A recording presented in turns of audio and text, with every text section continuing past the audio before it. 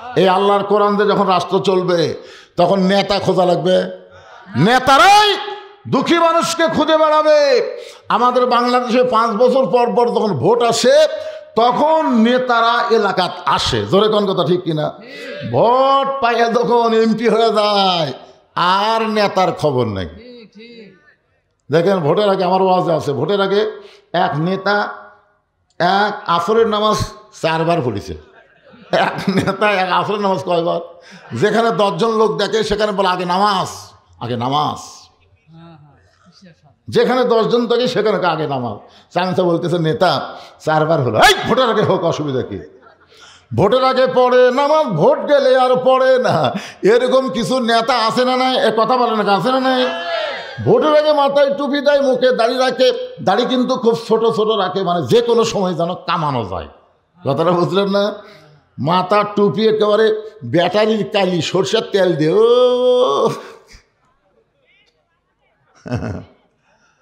মেয়েটা বলে পথিক, আল্লাহর কোরআন দিয়ে যখন রাষ্ট্র চলবে তখন নেতা খোঁজা লাগবে না, নেতারাই দুঃখী মানুষকে খুঁজে বেড়াবে।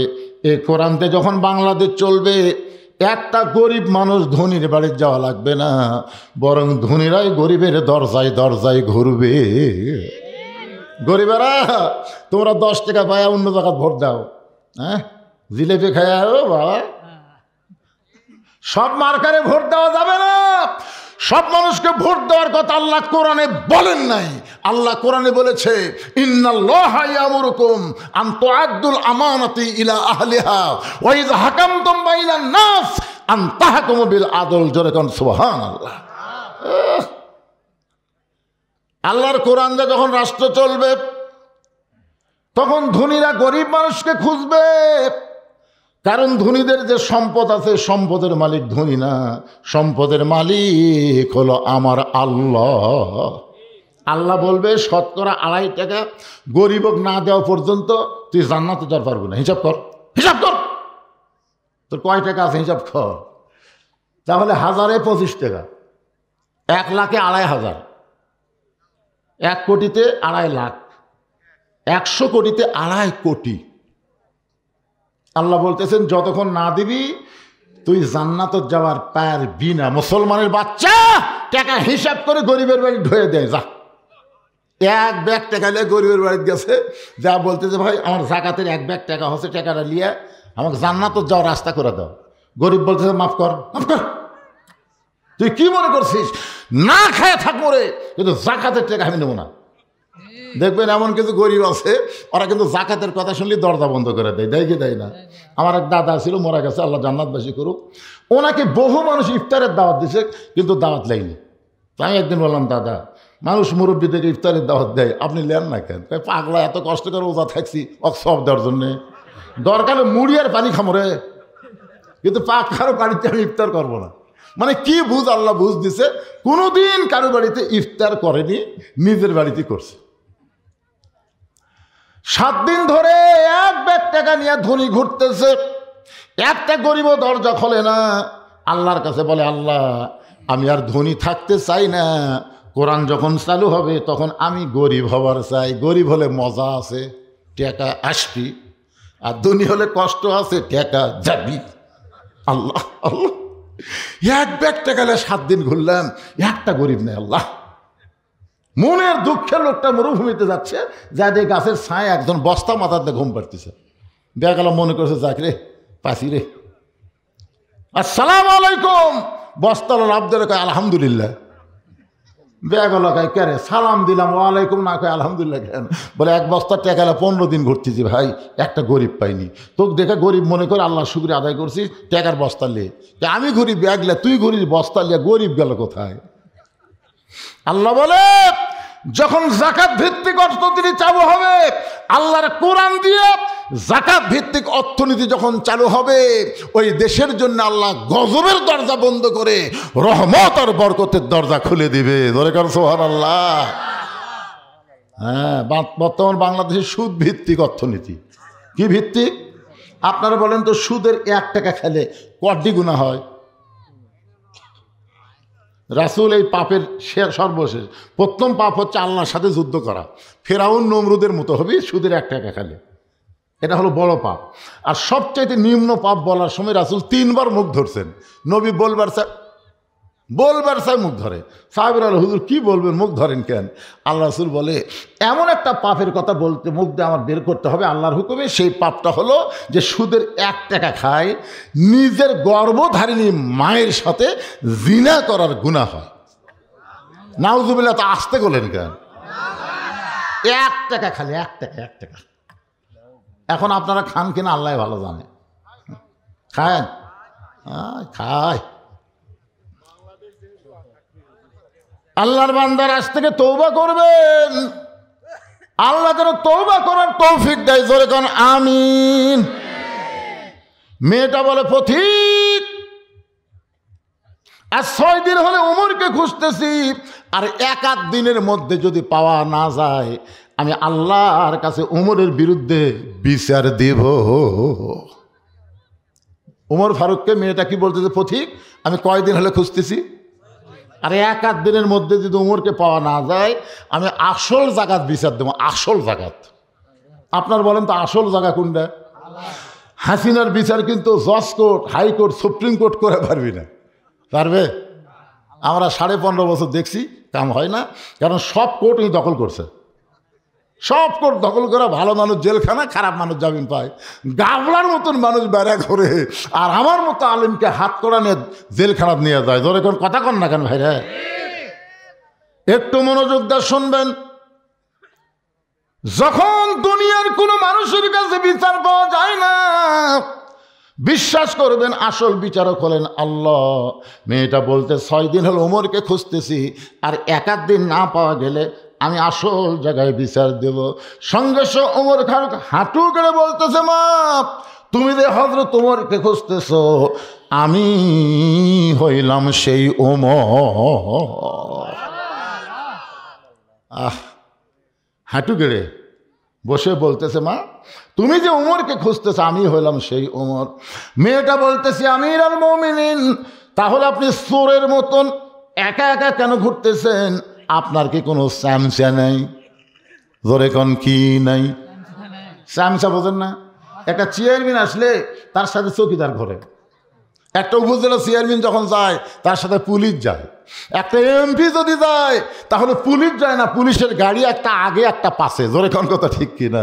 আর আপনি হলেন অর্ধ পৃথিবীর খলিফা, বাংলাদেশের মতন 96টা দেশের খলিফা, আপনার কি কোনো স্যামসা নাই? আপনার বলেন তো, আল্লাহর কোরআন দিয়ে যখন বাংলাদেশ চলবে তখন নেতার পাশে চামচা লাগবে? কেন লাগবে না? কারণ চামচা পলার যে পশা, এটা নেতা পাবে কোথায়? জুমার দিনে হযরত উমর খুতবা দিচ্ছেন, জুমার দিনে মাঝখান থেকে এক সাহাবী বলতেছি, আমিরুল মুমিনিন আপনার খুতবা শুনবো না। উমর ফারুক বলে, আমার অপরাধ কি? বলে, আমাদেরকে আপনি খাটো পাঞ্জাবি দিয়ে আপনি লম্বা জুব্বা পরে খুতবা দিচ্ছেন, এই লম্বা জুব্বার কাহিনী না বলা পর্যন্ত আপনার কোনো খুতবা শোনা যাবে না। আমাদেরকে খাটো দিয়ে আপনি লম্বা পড়ছেন, হুজুর হোসেন এ লম্বা জুব্বা কোথায় পাইলেন? উমরের চোখ দা দর দর করে পানি পড়তেছে। আব্দুল্লাহ ইবনে উমর বাবার পাশে দাঁড়ায় বলে, রে নবীর সাহাবীরা, তোমরা খাটো পাঞ্জাবি হলেও তো জুমার দিনে নতুন কাপড় পরে আইছো, কিন্তু আমার পরনে দেখো নতুন কোনো কাপড় নাই। ওসমান গনি বলে, আব্দুল্লাহ আজকে জুমার দিনে সবাই নতুন কাপড় পরলো, তুমি কেন নতুন কাপড় পরো নাই? আব্দুল্লাহ বলে, আমি নতুন কাপড় যদি পরতাম তাহলে আমার বাবার জুব্বা লম্বা হতো না। আমার জুব্বার কাপড় বাবাকে দান করার পরে বাবার কাপড় আমার কাপড় একত্র করে বাবা লম্বা জুব্বা বানায় খুতবা দেয়। সমস্ত সাহাবেরা কান্দার বলে, আল্লাহ তোমার কোরআন যখন দুনিয়াতে চালু হবে এমন ভালো মানুষকে মুসলমানেরা নেতা হিসাবে দেখতে পাবে। জোরে বলেন ভাইরে, সুবহানাল্লাহ, জোরে বলেন। খালি কি কোরআনের ওয়াজ শুনবেন? বাস্তবে এই কোরআন গ্রহণ করার দরকার আছে না নাই? হ্যাঁ, সব দেখা হলো শেষ। আগামীতে আমরা দেখব আল্লাহর কোরআনের বাংলা। আল্লাহ পারে কি পারে না? জোরে কারণ পারে কি পারে না? অবশ্যই পারে। মানুষ কিন্তু বুঝতেছে। খালি মিজানুর আজহারী একটা ওয়াজের মধ্যে বলেছে, এক দল খাইয়া গেছে আর এক দল খাবি। এই খালি এইটুকু বলাতে আয় আয় এমন জ্বলা জ্বলতিছে কেরে। ঘরের মধ্যে কে রে, আমি কলা খাইনি, কেন কলার কথাই ওঠেনি, খালি ঘরের মধ্যে কে রে গছে ওই বুঝে ফেলতেছে কলা তো আমি খাই। এই জন্য একটু মনোযোগ দেবেন। ওমর ফারুক বলতেছেন, মা তুমি 6 দিন হলো আমাকে খুঁজতেছো, কি দুঃখ তোমার মনে যে দুঃখের কথা আমাকে বলবার চাও? মেয়েটা বলে, আমির আল মুমিনিন, আমার জীবনের সবচাইতে বড় দুঃখ হলো আমি 6 বছর বয়সে ঈমান গ্রহণ করেছি। 6 বছর বয়সে শুধু ঈমান গ্রহণ করার অপরাধে, শুধুমাত্র ঈমান গ্রহণ করার অপরাধে আমাকে 12 বছর জেলখানায় বন্দি করে রাখছে। কোনো অপরাধ নাই। আল্লামা সাইদি হুজুরের কোনো অপরাধ আছে? মামুনুল হকের কোনো অপরাধ আছে? আমির হামজার কোনো অপরাধ আছে? বদরুশিদের কোনো অপরাধ আছে? এ পর্যন্ত 9 বার কেন নিয়ে গেল? চিন্তা করে দেখেন, একটু খেয়াল করবেন। মেয়েটা বলতেছে শুধুমাত্র ঈমান গ্রহণ করার অপরাধে 12 বছর জালিমের শাহী জিন্দাখানায় আমাকে বন্দি করে রাখছে। সকালবেলা 3টা করে চাবুক মারছে, বিকেলবেলা 3টা করে চাবুক মারছে। আমার দেহের এমন কোনো জায়গা নাই যে জায়গায় চাবুকের আঘাত লাগে নাই। আমির আল মুমিনিন, আপনি যখন রোম পারস্য দখল করলেন, রোমের জেলখানার মধ্যে আমি বন্দী ছিলাম। আপনি যখন রোম পারস্য দখল করলেন, তখন আপনি ঘোষণা করলেন মুসলমান কোনো রাষ্ট্র যখন দখল করবে, ওই রাষ্ট্র তখন আল্লাহর কোরআন দিয়ে চলবে। আর আল্লাহর কোরআন দিয়ে যখন কোনো রাষ্ট্র চলবে, ওই রাষ্ট্রের মধ্যে জেলখানার কোনো দরকার হবে না। আপনি জেলখানার দরজা মুক্ত করে দেওয়ার পরে আমি জেলখানা থেকে বের হইয়া, এখন আমার 18 বছর বয়স, কারণ 6 বছর বয়স ঈমান গ্রহণ করেছি, আর 12 বছর জেলখানায় বন্দি থেকেছি। এই 18 বছরের যৌবনা মেয়ে আমি কোথায় যাব? কারণ আমার দাদা খ্রিস্টান, আমার বাবা খ্রিস্টান, রোম দেশের সকলেই খ্রিস্টান, ওই খ্রিস্টান দেশের একজন মুমিন কোথায় যাব? এই জন্য 2 পাহাড়ের মাঝখানে 6 দিন হলে আপনাকে খুঁজতেছি। যদি আপনাকে খুঁজে পাই, নিয়ত করেছি আপনার কাছে দুঃখী মেয়েটা একটু আশ্রয় চায়। ওমর ফারুক মুস্কি হাসি দিয়ে বললেন, মা আমি তোমাকে আশ্রয় দিবার পারবো না। মেয়েটা বলতেছে, আমির আল মুমিনিন, আমি শুনেছি আপনি অত্যন্ত ভালো মানুষ, আমার মতন দুঃখী মেয়েকে আপনি আশ্রয় দিবেন না, এটা কেমন কথা? ওমর ফারুক বললেন, মা আশ্রয় দেওয়ার মালিক হচ্ছে আল্লাহ। জোরে কারণ মানুষ মানুষের কাছে আশ্রয় চাইতে পারে না, আশ্রয় চাইতে হবে কার কাছে? তবে ইসলাম, তুমি শুনে নাও মা, ইসলাম তোমাকে অধিকার দিয়েছে। অনেকে মেয়েদের কানে কানে কান গরম করে দিবি, কোরআন দিয়ে যদি বাংলাদেশ চলে, তোরকে কিন্তু বাড়ির থেকে বাড়াবার দিবি না রে, একেবারে দরজা বন্ধ করে থবি, মার্কেট টার্কেট কিছুই করা যাবি না, এমন বোরকা পরা লাগবি, এমন কতগুলো কথা বলবি, মেয়েরা কবি না এই আল্লাহর দলক আমরা ভোট দেবো না রে। ইসলামী নারীদের অধিকার আছে না নাই? কথা বলেন, আছে না নাই? নবী আমার ঘরের মধ্যে বসে আছেন, এমন সময় উম্মাহাতুল মুমিনিন ঘরের মধ্যে ঢুকলেন। যেই ঘরে ঢুকছে নবী আমার দাঁড়িয়ে গেলেন। দেখছেন, মা আয়েশা ঘরের মধ্যে ঢোকাতে নবী দাঁড়িয়ে গেলেন। আর নবী বসে থাকলেন না, দাঁড়িয়ে গিয়ে দৌড়ে গিয়ে দরজা বন্ধ করে দিয়ে জানলা বন্ধ করে দিলেন। মা আয়েশা থরথর করে কাঁপতেছে। আল্লাহ রাসূল বলে, আয়েশা কাঁপো কেন? বলে, হুজুর আপনার জুতার পরশে আল্লাহর আরশ ধন্য হয়ে গেছে, আপনার ঘরে ঢুকে আমার বড় ভয় লাগতেছে। আল্লাহ রাসূল বলেন, আয়েশা একজন নবীর জুতার পরশে আল্লাহর আরশ ধন্য হয়েছে, একজন নবীর। আয়েশা বলে, হুজুর আপনি তো সেই নবী। রাসূল বলে, আমি ছিলাম, কিন্তু দরজা বন্ধ হওয়ার পরে আমি আর নবী নাই, আমি হলাম স্বামী আর তুমি আমার বিবি। মা আয়েশা দৌড়ে এসে নবীর বুকের মধ্যে মাথা লুকায় বলে, আল্লাহ আমার নবী শুধু বিশ্ব নবী নয়, আমার নবী হলেন পৃথিবীর 1 নম্বর স্বামী। ধরে কেন সুবহানাল্লাহ। এই কথা মা আয়েশা যেই কইছে, নবী ডান হাতখানা, আমার হাতের দিকে তাকান, ডান হাতখানা মা আয়েশার পিঠের উপরে নিয়ে একটা ঠাসি দিছে, এরকম একটু চাপে ধরছে। ইতিমধ্যে আল্লাহ কয়, জিবরাইল কোরআন নিয়ে নবীর কাছে যাও। জিবরাইল কয়, আল্লাহ কোরআন নিয়ে নবীর কাছে যাবো মানে? এই জিবরাইল, নবী ঘরের মধ্যে যে আমল করতেছে, এই আমলের কারণে আমি আল্লাহর আরশ খুশি হয়ে গেছে, যার কারণে নবীর উপর আয়াত নাজিল করতেছি। জিবরাইল বলে, আল্লাহ কি আমল? এত কলে বিকারা কি আমল করতেছে আমি আল্লাহ জানি, আমার দোস্ত জানে। জোরে খান সুবহানাল্লাহ। ফেরেশতা জিবরাইল আল্লাহ নবীর ঘরের পাশে দাঁড়িয়ে সালাম দেয়, বলে নবী গো, ঘরের মধ্যে কি আমল করতেছেন? আল্লাহর আরশ খুশি হইয়া কোরআনের আয়াত আল্লাহ নাজিল করেছে। মায়েশা বুকের মধ্যে থেকে বলি, রাসূলুল্লাহ এটা কেমন কথা? আমি আপনি প্রেম করতেছি, এই খবর আল্লাহর কাছে গেল, এই খবর জিবরাইল জানলো কেমনে? রাসূল বলে, আয়েশা শুনে নাও, ঘরের খবর, স্বামী স্ত্রীর প্রেমের খবর একমাত্র আল্লাহ ছাড়া দুনিয়ার ফেরেশতারাও পর্যন্ত জানবে না। জোরে কন্যা সুবহানাল্লাহ। কারণ স্বামী স্ত্রী প্রেম করে ঘরের ভিতরে, আর প্রেমিক প্রেমিকা প্রেম করে 14ই ফেব্রুয়ারি কাতি মাসা কুত্তার মতো, যেখানে সেখানে জোড়া লাগে। জোরে কথা কর না কেন ভাইরে? এটা কি মাস? এইবারে ঠেলা বুঝবি, যেদিনই 14 ফেব্রুয়ারি সেই দিনই সবে বরাত। জোরে কর কথা, ঠিক কিনা? যদি কেউ 14ই ফেব্রুয়ারি প্রেম করে, ওই রাত্রে আল্লাহর নাম তুমি যাও রে। জোরে কর কি? তুমি যাও রে। অবৈধ অবৈধ সন্তান ছাড়া বিবাহের আগে কোনো যুবক কোনো নারীর সঙ্গে প্রেম করতে পারে? কথা বলতে হবে, পারে? জোরে বলেন, পারে? পারে না। ফেরেশতা জিবরাইল বলে, নবী গো, কি আমল করতেছেন? যে আমল করেন কারণে আল্লাহর আরশ থরথর করে আনন্দে কাঁপতেছে। আল্লাহ তাআলা আয়াত নাজিল করলো, হুন্না পড়েন, যারা পারেন তারা পড়বেন। হুন্না লিবাসুল লাকুম ওয়া আনতুম লিবাসুল লাহুন্না। স্বামী হলো বিবির পোশাক, বিবি হলো স্বামীর পোশাক। যারা আপনারা বিয়ে করছেন, আপনাকে ব্যালুস কয় না?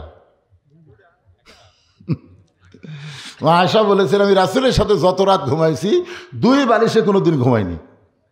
আমাদের বালিশ ছিল একটা। আমার মুখ নবীর মুখ, মুখামুখি করে ঘুমানো হলো সুন্নত। মুখ একেবারে মুখের সাথে মুখ লাগিয়ে ঘুমানো হলো নবীর সুন্নত। আজকে যদি এই সুন্নতের কথা বলি, মেয়েরা আমার কাছে স্লিপ দিবে, হুজুর খবরদার, এই সুন্নতের কথা কন না হুজুর।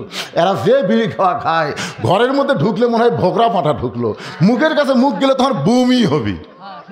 এই জন্য আল্লাহ রাসূল বলেছেন, ঘুমানোর, শোনেন, ঘুমানোর আগে স্বামী স্ত্রী 2 জনই মেসওয়াক করা সুন্নত। আবার ঘুমের থেকে ওঠার সাথে সাথে 2 জনকে মেসওয়াক করা লাগবে। কি বিড়ি খেয়ে পাটা হয়ে? যদি কেউ বিড়ি খায় খান, অসুবিধা নাই, কিন্তু আপনি ঘুমানোর আগে বড়ই পাতার গরম জলে শোয়া মশারির তলে, গান আছে না নাই? আপনি বড়ই পাতা চাপে 3 বার কুলি করবেন, আর মুখের কোনো দুর্গন্ধ থাকবে না। আল্লাহর বান্দার একটু মনোযোগ দিয়ে শুনবেন, দরকার হলে বিড়ি বাদ দিবেন, বাদ দিলে কোনো সমস্যা নাই। 2-4 দিন সমস্যা হবে, তারপরে দেখবেন আপনার শরীরটা অটোমেটিক আল্লাহ রহমতে ভরপুর করে দিবে। জোরে কোন আলহামদুলিল্লাহ। মেয়েটা বলতেছে, আমিরুল মুমিনিন, ইসলাম আমাকে কি অধিকার দিল? ওমর ফারুক বললেন, মা, বহু অধিকার তোমাকে ইসলাম দিয়েছে, কিন্তু 1 নম্বর অধিকার হলো 18 বছরের যৌবনা নারীর জন্য, ভালো করে শোনেন, 18 বছরের যৌবনা নারীর জন্যে ভালো একটা ছেলের সঙ্গে বিবাহ বসা। মেয়েদের অধিকার অনেক আছে না নাই? 1 নম্বর অধিকার, মেয়েটার বয়স কত? 18 বছরের যৌবনা মেয়ের জন্যে ইসলামের 1 নম্বর অধিকার হলো ভালো ভালো একটা ছেলের সঙ্গে বিয়ে বসা। ভালো সুন্দর একটা ছেলের সাথে না, ভালো ভালো ছেলের চরিত্র হলো 1 পয়সাও ডিমান্ড নেবে না, মহারণা নগদ দিবে। আপনার এলাকায় ডিমান্ড বোঝেন আপনারা? মহারণা বোঝেন? মানে 1 টাকাও ডিমান্ড নেবে না, যতটুকু মহারণা সব নগদ পরিশোধ করবে। এরা হলো ভালো ছেলে। আর কারা? ডাকাত। ডাকাত বোঝেন না? ডিমান্ড সব নগদ, মহারণা সব বাকি। ডিমান্ড সব নগদ আর মহারণা কি? সব বাকি। আপনারা বলেন তো, নবীর সবচাইতে গরিব জামাইয়ের নাম হলো হযরত আলী। নাম কি? আল্লাহ রাসূল যখন বললেন, আলী রে, ধনী ধনী ছেলেরা আমার ফাতেমাকে বিয়ে করবার চাইছিল, কিন্তু আল্লাহ তাদের অ্যালাউ করেনি রে আলী, তোকে আল্লাহ পছন্দ করে ঘটকালি করেছে, আমার কলিজার সঙ্গে তোর বিয়ে হবে। আলী বুড়া আঙ্গুল দেখালে মাটি করে। রাসূল কই, বুড়া আঙ্গুলে ভর দিয়ে কি করিস? আচ্ছা হুজুর, আমার মনের মধ্যে একটু কামনা আছিল। আল্লাহ রাসূল বলেন, মহারণা বিয়ে তো করবার চাই, ভালোই মহারণা। আমার কি আছে, আল্লাহ রাসূলই ভালো জানে। কি আছে মানে? মহারণা দেওয়া লাগবে। বলে হুজুর আমার কি আছে? রাসূল বলেন ওই যে জিহাদের ময়দানে তোর ঢাল থাকবে, তরবারি থাকবে, খালি হেলমেটটা বিক্রি করে মহরণা দে। তার মানে বোঝা গেল গরিব হলো বাকি দেওয়ার কথা ইসলামে নাই। অথচ আমাদের শাউল এলাকায় অনেক ছেলেরা বিয়া করে মহরণা বাকিতে। ওমর ফারুক বললেন, মা তোমার 1 নম্বর অধিকার হলো ভালো একটা ছেলের সঙ্গে বিয়ে বসা, কিন্তু তুমি ভালো ছেলে কোথায় পাইবা? কারণ তোমার তো কোনো অভিভাবক নাই। আমি ওমর অভিভাবক হয়ে তোমাকে একটা ভালো ছেলের খবর দেই, দেখো তো ছেলেটা তোমার পছন্দ কিনা। মেয়েটা বলল আমিরাল মুমিনিন, তাহলে বলেন তো ভালো ছেলের পরিচয় কি? ওমর ফারুক বললেন, ভালো ছেলের পরিচয় হলো 30 পারা কোরআনের হাফেজ। আলহামদুলিল্লাহ কয় না? কয় পারা? আচ্ছা 30 পারা কোরআনের হাফেজ। কখন থেকে পাক শুরু হচ্ছে কোন তো? আপনাকে এলাকায় হাফেজ সাহেব নাই? হাফেজ সাহেবেরা কখন থেকে পবিত্র হওয়া শুরু হচ্ছে কোন তো? 12 বছর। কে করো 12 বছর? এটা ঠিক আছে। 7 বছর থেকে ওই ছেলেটা পবিত্র হওয়ার শিক্ষা নিয়েছে। কারণ পবিত্র না হলে আল্লাহর কোরআন স্পর্শ করা যাবে না। জোরে কোন ঠিক কিনা? লা ইয়ামাসসুহু ইল্লাল মুতাহহারুন। তুমি স্পর্শই করতে পারবা না যতক্ষণ পবিত্র না হবা। তাহলে যেই বাচ্চা ছোটবেলা থেকে পবিত্র হওয়ার শিক্ষা নিল, ওই বাচ্চা খারাপই করার কোনো সুযোগ নাই। তো কয় বছর থেকে নামাজ ধরছে আপনারা জানেন? ওমর ফারুক বললেন 30 পারা কোরআনের হাফেজ, 6 লক্ষ হাদিসের হাফেজ। ছেলেটার বয়স হলো 22 বছর, লম্বা হলো 6 ফুট 2 ইঞ্চি, গায়ের রং হলো ফর্সা, চাঁদের মতন চেহারা। ছেলেটার নাম হলো আব্দুল্লাহ ইবনে ওমর। মেয়েটা বলতেছে আমিরাল মুমিনিন, আব্দুল্লাহ ইবনে ওমর তো আপনারই সন্তান। বলে মা তোমার মতো একটা ভালো মেয়েকে, যে 6 বছর বয়স ঈমান গ্রহণ করেছে, 12 বছর নির্যাতনের পরও যে ঈমান হারা হয় নাই, এমন একটা মেয়েকে যদি আমার ছেলের বউ করতে পারতাম, তাহলে বৌমা হিসাবে তাকে অধিকার দিয়া দিতাম। সুবহানাল্লাহ, জোরে কর না কেন? কি মা? বেটার বউ কে হয়? আপনাকে বেটার বউ নাই তো কি কি কন? জোরে কন কি হয়? আরো জোরে, জোরসে বলুন। ওই যে মুরব্বী দেখেন বলতেছেন, ওই যে আপনার পাশে যে মুরব্বী বলতেছে না, এই জন্যই বলতেছে না যে হুজুর বৌমা হয়তো উমরের সময় হয়েছে, কিন্তু বর্তমান আর বৌমা হয় না, বউ দাজ্জাল হয়। জোরে কোন কথা ঠিক কিনা? এমন কান মন্ত্র দেয়, একে স্বামী গিলা চলে গেছে বগুড়া, এখন বাসা বানায়, স্বামী স্ত্রী থাকে, বাপ মা থাকে আপনাকে এই কি গ্রাম? বিষ্ণুপুর। বিষ্ণুপুরে বাপ মা থাকে, আর ওই বেটা বউ নিয়ে থাকে শহরের বাসায়, আর বাপ থাকে গ্রামে বিষ্ণুপুরে। বাপ মাকে 2 চোখে দেখবার পারে না। এইরকম বেটার বউ আছে না নাই? জোরে বলেন। একদিন বউ অসুস্থ হয়ে বগুড়া পপুলারের ডাক্তারকে দেখাইতে গেছে, বড় ডাক্তার। দেখতে দেখতে রাত 9টা বাজে। এখন 9টার সময় বিষ্ণুপুরে কেমন আসবে? আমি জীবনে বহু জায়গা গেছি, কিন্তু এরকম খারাপ রাস্তা দেখিনি, বুঝলেন? আমি যে মশান দিয়ে আসলাম, বুঝলেন, আসার ওর মাটিতে আসার পরে খালি গাড়ি এই এই এই। রাত 9টার সময় ডাক্তারের দেখা শেষ। এখন বাবা চিন্তা করে এই রাত 9টার সময় বিষ্ণুপুরে কেমনে যাব? এই রাত 9টার সময় বিষ্ণুপুরে কেমনে যাব? এমন সময় মন বলতেছে, কেন তোর ছেলের বাসা নাই? ছেলের বাসায় যা। এখন কি করবে? বেকায়দা ছেলের বাসায় যা রাখতেছে। আব্দুল্লাহ রে, ছেলের নাম আব্দুল্লাহ। আব্দুল্লাহ আব্দুল্লাহ কয়, এলাকার সবাই আমার স্যার কয়, সাহেব কয়, আমার নাম ধরে ডাকে মরদ কেড়ে। দরজা খুলে তাকায় দেখে বাবা। বাবা কি কারণে রাত 9টায়? বলে বাড়ির যাওয়ার কোনো গাড়ি নাই, বেকায়দাই তোর বাসায় এসে আমাকে একটু থাকতে দিবি। আব্দুল্লাহ হাত ধরে নিয়ে গিয়ে রেস্টরুমে বসাইছে। বাবা একটু বসেন। বইয়ের কাছে গিয়ে বলতেছে, কে গো? বাবা তো কোনোদিন আসে না, আমরা এখানে বাসা করার পর থেকে বাবার মন খারাপ। বাবা গ্রামে থাকে, আজকে ডাক্তারকে আসছে, বিপদে পড়ে আমাদের বাসায়, তুমি একটু বাবার সামনে খাবার দাও, বাবা খুশি হবে। বউ বলতেছে, তুমি জানো সকাল থেকে আমার মাজা বেদনা, তুমি জানো আমার ডানার মধ্যে খালি শিরশির করতেছে, উঠবার পারলাম না, তুমি পারলে তোমার বাপকে খাবার দাও। বাবা ডাক দেখে, আব্দুল্লাহ রে তুই কি মনে করছিস বগুড়া হোটেল বন্ধ হচ্ছে? আরে পাগলা, থাকার জায়গা নাই, তাই বলে কি খাওয়ার জায়গা নাই? পেট ভরে খাসিবা, একটা ঘর আমাকে দে, আমি একটু ঘুম পাড়বার চাই। আব্দুল্লাহ বলে, বাবা সত্যি কি তাই? বলে, হ্যাঁ ব্যাপার, তুই কি মনে করিস আমার অসুস্থ বউরে কষ্ট দিয়ে আমার খাওয়া আগে? রাত 9টার সময় বাবা না খাইয়া ঘুমিয়ে গেছে। রাত যখন 11টা বাজে, এমন সময় আব্দুল্লাহর শালা, বইয়ের ছোট ভাই আব্দুল্লাহর শালা দরজার ডাক দিয়েছে, শেফালি আপা। শেফালি আপা সঙ্গে সঙ্গে কম্বল ফেলে দিয়ে মারছে লাফ। আব্দুল্লাহ তাকায় দেয়, কম্বল আছে, বউ নাই, মাজা বেদনা, দাঁড়া শিরশির করে। বাপ আইছে 9টা, শালা হচ্ছে 11টা। দরজা খুলে দিয়ে বলতেছে, ভাইজান এত রাত কেন হলো? বলে, ক্রাম বোর্ড খেলতে খেলতে রাত হয়েছে আপা, ঘড়ি দেখি নাই। আপা আমি একটু ঘুমাবার চাই। বলে, পাগল হয়েছিস তুই? না খাইয়ে ঘুমাইলে আমার চোখে ঘুম ধরবে না। আয় আয়, ডাইনিং টেবিলের চেয়ারে বসায়, মাছ গরম, গোস্ত গরম, ভাত গরম, সব গরম করে ভাইয়ের সামনে দিয়া বলে, খা ভাই, খা ভাই, তুই না খাইলে তোমার কলিজার মধ্যে শান্তি নাই। আব্দুল্লাহ ঘরের ভিতরে চিন্তা করে, 9টার সময় আমার বাবা এসে তোর মাজা বেদনা, পেট শিরশির করে, আর 11টার সময় খা ভাই, খা ভাই, কারণ কি? বার হয়ে দেখে 5 তরকারি গরম ভাত, শালার মাথায় বইয়ের হাত। কয় তরকারি? 5 তরকারি গরম ভাত, শালার মাথায় বউ হাত দিয়ে বলতেছে, আর 1 টুকরা খা ভাই, আর 1 টুকরা খায়, তুই না খাইলে আবার কলিজার শান্তি নাই। আব্দুল্লাহ আস্তে আস্তে বাবা যেই ঘরে ঘুমায় ওই ঘরে জানলার কাছে গিয়ে দেখে 0 বাল্বের আছে, আর শালার সামনে 5 তরকারি গরম ভাত। আব্দুল্লাহ রে, তোর আমল কি? আল্লাহ বলতেছেন, লিয়াবলুয়াকুম আইয়ুকুম আহসানু আমালান ওয়া হুয়াল আজিজুল গফুর। আব্দুল্লাহ, আব্দুল্লাহ রে, এই সময় আমি আল্লাহ তোকে পরীক্ষা করব। এই সময় তোর উত্তম আমল কি? উত্তম আমল? চোখ বন্ধ করতেছে আব্দুল্লাহ। আমার বাবা না খেয়ে ঘুম পাড়তেছে, আর শালার সামনে 5 তরকারি গরম ভাত। একটা আমল আছে না নাই?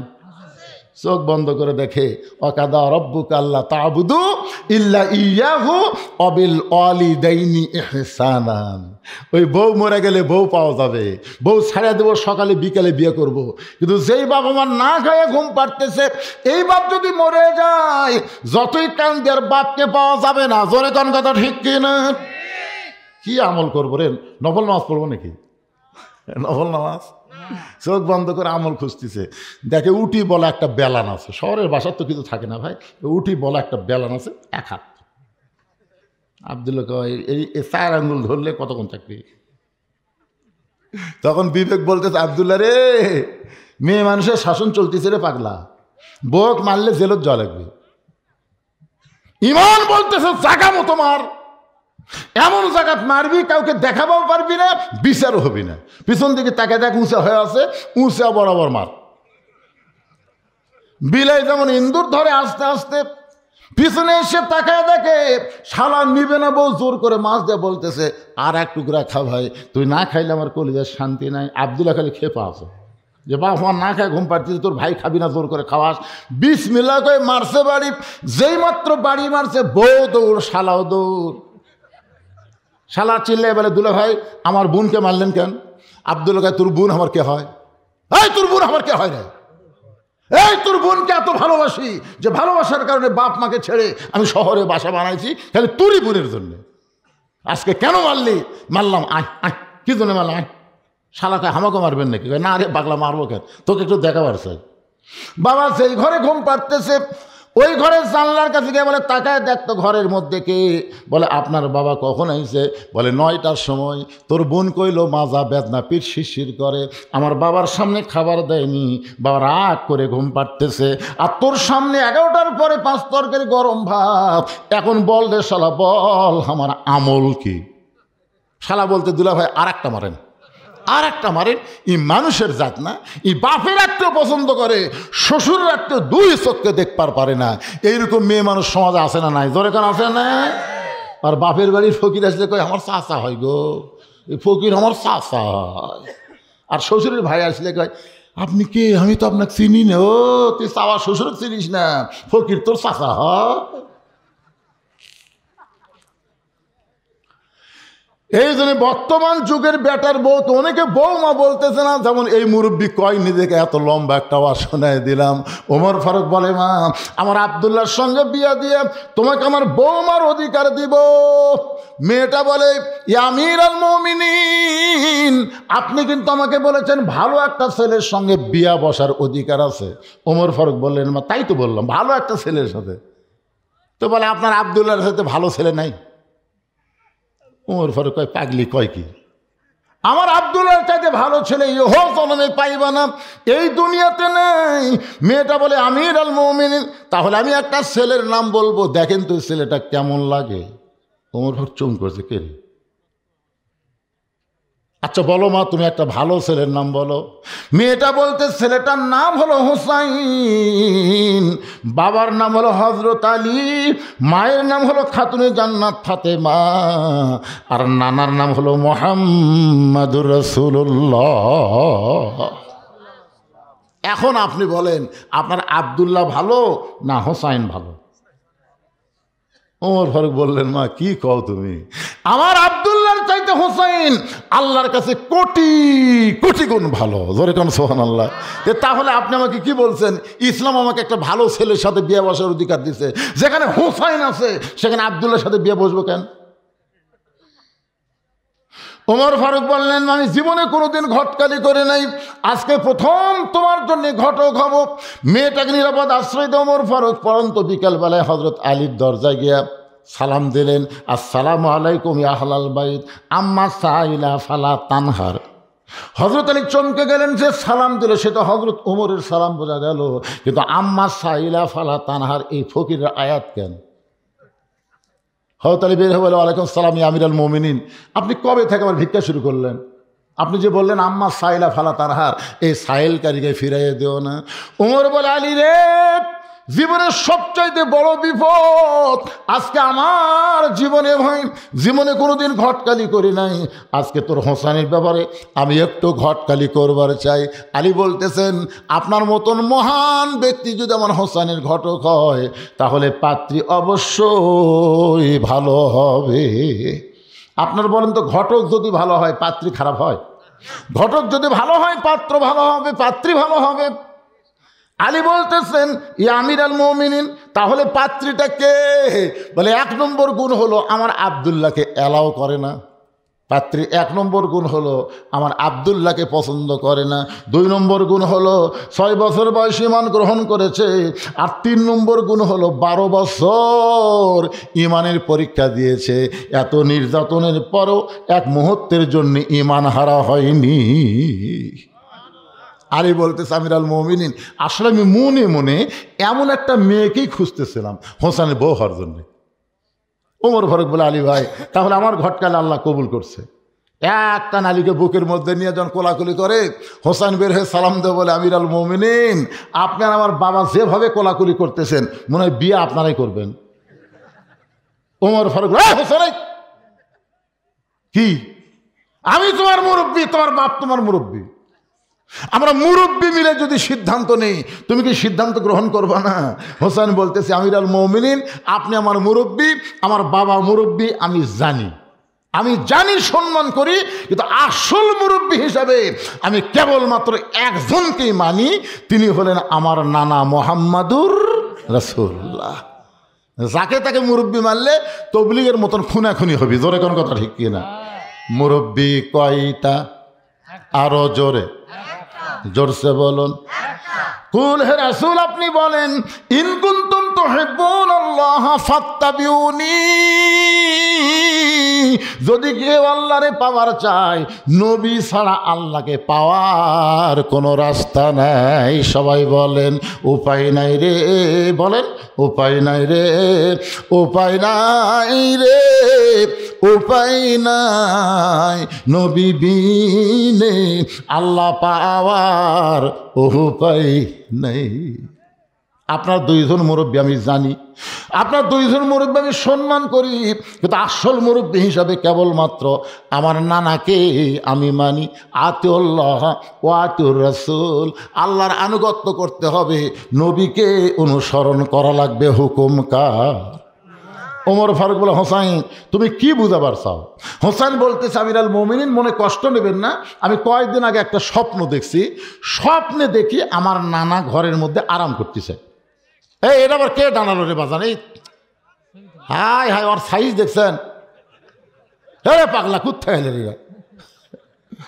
শোনেন, মনোযোগ দা শোনেন, কি বিরক্ত হচ্ছেন? কয়েকদিন আগে আমি স্বপ্নে দেখলাম আমার নানা ঘরের মধ্যে আরাম করতেছে। তা আমি হোসেন দরজা দিয়ে বললাম, নানু ভাই আমি একটু আপনার কাছে যাবার চাই। আমার নানা বলতেছে, খবরদার, বিরক্ত করবি না, আমি জান্নাতে আরাম করতেছি। হোসেন বলে, আমিরুল মুমিনিন, আমার নানা যখন বলতেছে জান্নাতে আরাম করতেছি, আমি তখন চমকে গেলাম। ভাঙ্গা ঘরের মধ্যে নানা কথা বলে, আর নানা বলে জান্নাতে আরাম করতেছি। এই জান্নাত দেখতে গেলে দরজা যখন খুলবে না, আমি জানলার ফাঁক দিয়ে তাকায় দেখি আমার নানি উরাত বালিশ বানিয়ে দিছে। সেই উরুর উপরে নানা মাথা দিয়ে শুয়ে আছে, আমার নানি চুলের মধ্যে বিলকি কাটতেছে। আমি বললাম, নানু ভাই, আমার নানির উরাতকে বালিশ বানিয়ে শুয়ে থাকলে কি জান্নাতে থাকা যায়? নই বলে, হোসেন রে, তুই ছোট্ট ছেলে, তুই বুঝবি না, তোর নানির মতো বউ যদি কেউ ঘরে পায়, ওই ঘরটা আল্লাহর জান্নাত হয়ে যায়। সবাই পড়েন রব্বানা, পড়েন রব্বানা আতিনা ফিদ দুনিয়া হাসানাতাও ওয়া ফিল আখিরাতি হাসানা ওয়া কিনা আযাবান্নার। এই দুনিয়ার শান্তি কি জানেন? দুনিয়ার শান্তি হলো ভালো একটা বউ। কথা কয় না রে, কথা কয় না রে, বাঙালি কথা বোঝে না। দুনিয়াতে যদি সৌন্দর্য চান তাহলে একটা ভালো বউয়ের দরকার। আমি কিন্তু বলি না যে সুন্দরী বউ, আমি কিন্তু তা বলি নাই, আমি বলেছি ভালো বউ। নবী বলতেছে, হোসাইন, তোমার নানির মতন বউ যদি কেউ ঘরে পায়, ওই ঘরটা আল্লাহর জান্নাত হয়ে যায়। আমি সেই দিন সিদ্ধান্ত নিয়েছি, বিয়ে যদি করা লাগে আমার নানার মতো বিয়ে করবো। ভাবিয়া করিও কাজ, করিয়া ভাবিও না, দরকার হলে 2-4 বছর দেরি করবো, কিন্তু চিন্তা ভাবনা করে বিয়ে করম, যাকে তাকে না। এই যে আমার ভাই হাসান একটা মেয়েকে বিয়ে করছে, বিয়ের পর থেকে খালি কান্দে। আমি কয়েকদিন হলে দেখলাম হাসান কান্দে, আমি যেই কাছে যাই মুচকি মুচকি হাসে। আমি বললাম, কে হাসান ভাই? আমরা 2 ভাই ছোটোবেলায় কত খেলা করছি নানার সাথে, আজকে তুমি একলা একলা কান্দ কও না কেন? হাসান বলে, হোসাইন রে, তুই যেন কাউকে বলিস না ভাই, তোর ভাবি বিয়ে করার পর থেকে আমাকে যে নির্যাতন করতেছে, এখন ছাড়বারও পারি না, রাখবারও পারি না। হাসান রাদিয়াল্লাহু আনহু বইয়ের নাম হলো জায়েদা। তোরে বলে নাম কি? একটা কুটনি, বুঝলেন? এর কথা ওর কাছে, ওর কথা ওর কাছে, মানে বিবিসি। কতগুলো মেয়ে মানুষ আপনাকে এই বিষ্ণুপুরও কিন্তু আছে বিবিসি। ধরে কোন কি কাম কাজ নাই, স্বামী কাছে মালয়েশিয়া, স্বামী কাছে সৌদি আরব, ওই খালি ওরে বাবা রে, গোটা গাঁও গোটা গ্রাম খালি অশান্তির আগুন দাউ দাউ করে জ্বলতেছে। না আপনাদের গ্রামে নাই মনে করেন, যদি থাকে।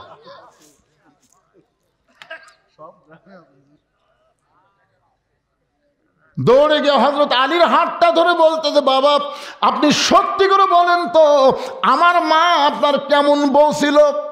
ও বাবা আপনি সত্যি করে বলেন তো, আমার মা আপনার কেমন বউ ছিল? বাবা আপনি ভালো বউ পাচ্ছেন, আমার নানাও ভালো বউ পাচ্ছে, আমি হোসাইন ভালো একটা মেয়েকে বিয়ে করতে চাই। ওমর ফারুক বলে, হোসাইন আমি যেই মেয়ের ঘটকালি করতেছি বাবা, এই মেয়েটা অত্যন্ত ভালো হবে। হোসাইন বলতেছে, আপনি ভালো বললে হবে না, আমাকে ভালো বলা লাগবে। ওমর ফারুক বলে, হোসাইন তুমি মেয়ে কি দেখছো নাকি? না দেখে তুমি কেমনে বলছো? হোসেন বলে, আমিরুল মুমিনিন মনে কোনো কষ্ট নিয়েন না, আমি সিদ্ধান্ত নিয়েছি, আমি সেই মেয়েকে বিয়ে করব যে আমার 3টা প্রশ্নের উত্তর দিবার পারবে। ধরে বলেন কয়টা? ওমর ফারুক বলে, হোসেন কি 3টা প্রশ্ন করবে? হোসেন বলতেছে, যাকে বিয়ে করব তার সামনে প্রশ্ন আউট হবে, দুনিয়ার অন্য কোনো মানুষের কাছে প্রশ্ন আউট করব না। ওমর ফারুক বলে, আলী ভাই তোমার হোসেন যে 3টা প্রশ্ন করবে এ সম্পর্কে তোমার জানা কি? আলী বলতেছে, জীবনের প্রথম শুনলাম। ওমর বলতেছে আমিও জানি না, তুমিও শোনো নাই, তাহলে এই প্রশ্নের উত্তর মেয়েটা কেমনে দিবে? আমার ঘটকেল আল্লাহ কবুল করে নাই। কানতে কানতে মেয়েটার কাছে গিয়ে বলে, মা আমার আব্দুল্লাহকে স্বামী হিসাবে কবুল কর, আল্লাহ তোর দুনিয়া আখিরাত শান্তি দিবে। মেয়েটা বলতেছে আমার কোনো আপত্তি নাই, খালি একটা বার বলেন হোসেনের চাইতে ভালো, আমার আব্দুল্লাহ হোসেনের চাইতে ভালো। ওমর ফারুক বলে, মা কেমনে বলবো যেটা ভালো না, কেমনে বলবো? তাহলে আপনি কেমনে বলেন আব্দুল্লাহকে স্বামী হিসাবে গ্রহণ করব, বিয়ে যদি করতে হয় ওই হোসেনকে করব বিয়ে, অন্য কোনো যুবক নয়। ওমর ফারুক বলে, মা হোসেন এমন একটা যুবক দুনিয়ার সব মেয়েকে বিয়ে করবে না, যে মেয়েটা 3টা প্রশ্নের উত্তর দিবে তাকেই বিয়ে করবে, অন্য কাউরে করবে না। যে প্রশ্ন আমি ওমর জানি না, তার বাবাও জীবনে শোনে নাই, তাহলে তুমি কেমনে উত্তর দিবে? মেয়েটা ঘরের ভিতর থেকে বলে, আমিরুল মুমিনিন হোসেন কি 3টা প্রশ্ন করবে আমি জানি না, তবে আমার ঈমান বলতেছে আমি না পারলে আমার আল্লাহ পারাবে। কি মনে করতেছেন? এরই নাম হলো ঈমান। আমরা গত বছরও চিন্তা করিনি যে 5ই আগস্টে হাসিনা এইভাবে পলাবে। জোরে কথা কর না কেন? আমাকে এত দুর্বল ঈমান বাইরে চিন্তা করে দেখেন, রংপুরের আবু সাইদ ইমানের বলে বলিয়ান হয়ে সর্বপ্রথম বাতিলের অস্ত্রের সামনে দাঁড়াইছে। জোরে কোন কথা ঠিক কিনা?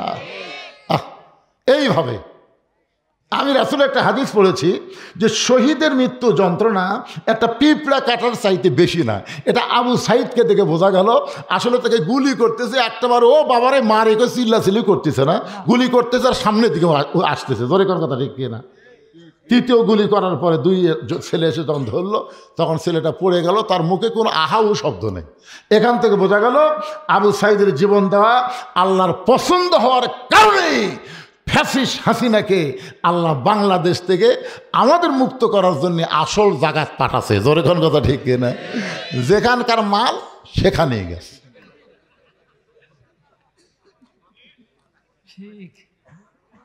ইমানের দাবি যদি, এই যুবকেরা গানটা শোনো, আবার ওয়াজে ফেরত আসতেছি। ইমানের দাবি যদি কোরবানি হয়, সেই দাবি ঘরে বসে থাকা নয়। ইমানের দাবি হলো কিছু বিনিময়, সেই বিনিময় যদি কলিজার ঘাম হয়, সেই ঘাম দিতে যেন তৈরি থাকি। ওগো দয়াময় আমার আল্লাহ দয়াময়। ইমানের দাবি হলো অগ্নিশিখা, বাতিলের বিরুদ্ধে জ্বলতে শিখা।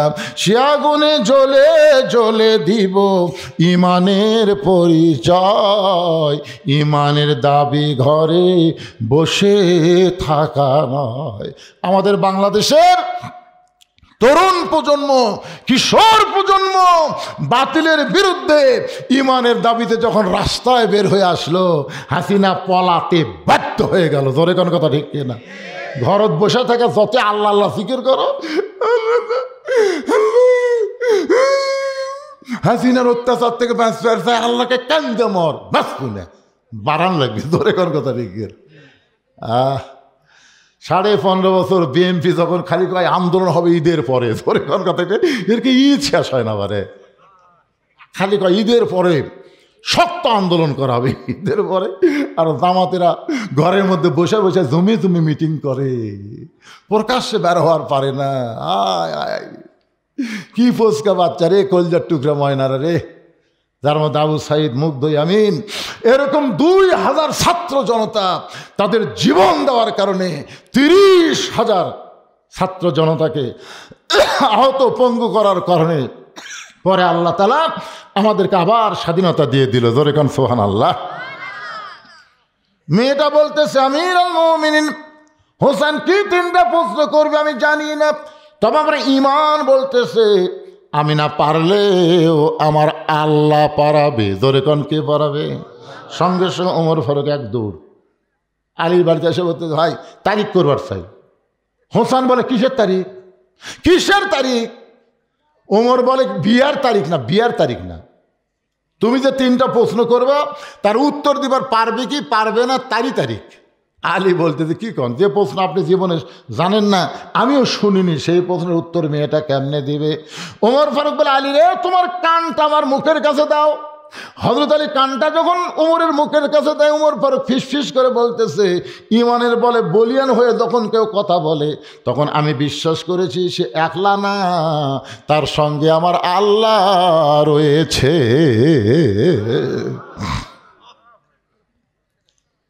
নির্দিষ্ট তারিখ মোতাবেক হযরত ওমর ডান পাশে বসে গেছে। একটু বসার সাইজটা খেয়াল করেন। ওমর ফারুক ডান পাশে বসে গেছে, আর হযরত আলী বাম পাশে, মাঝখানে হোসাইন বসেছে। সামনে একটা চাদর দেওয়া হলো, ওই চাদরের ওই পারে ওই 18 বছর বয়সের যৌবনা মেয়েটা বসে গেল। আপনারা খেয়াল করছেন ডান পাশে কে? কেবল কথা কি শুনবার পাচ্ছেন না? ডান পাশে কে? হযরত ওমর। এই বলার পাশে কারণ আছে বাজান, ইন্না লিল্লাহি ওয়া ইন্না ইলাইহি রাজিউন। বোঝা লাগবে না? এটা বিপদ আপদের দোয়া।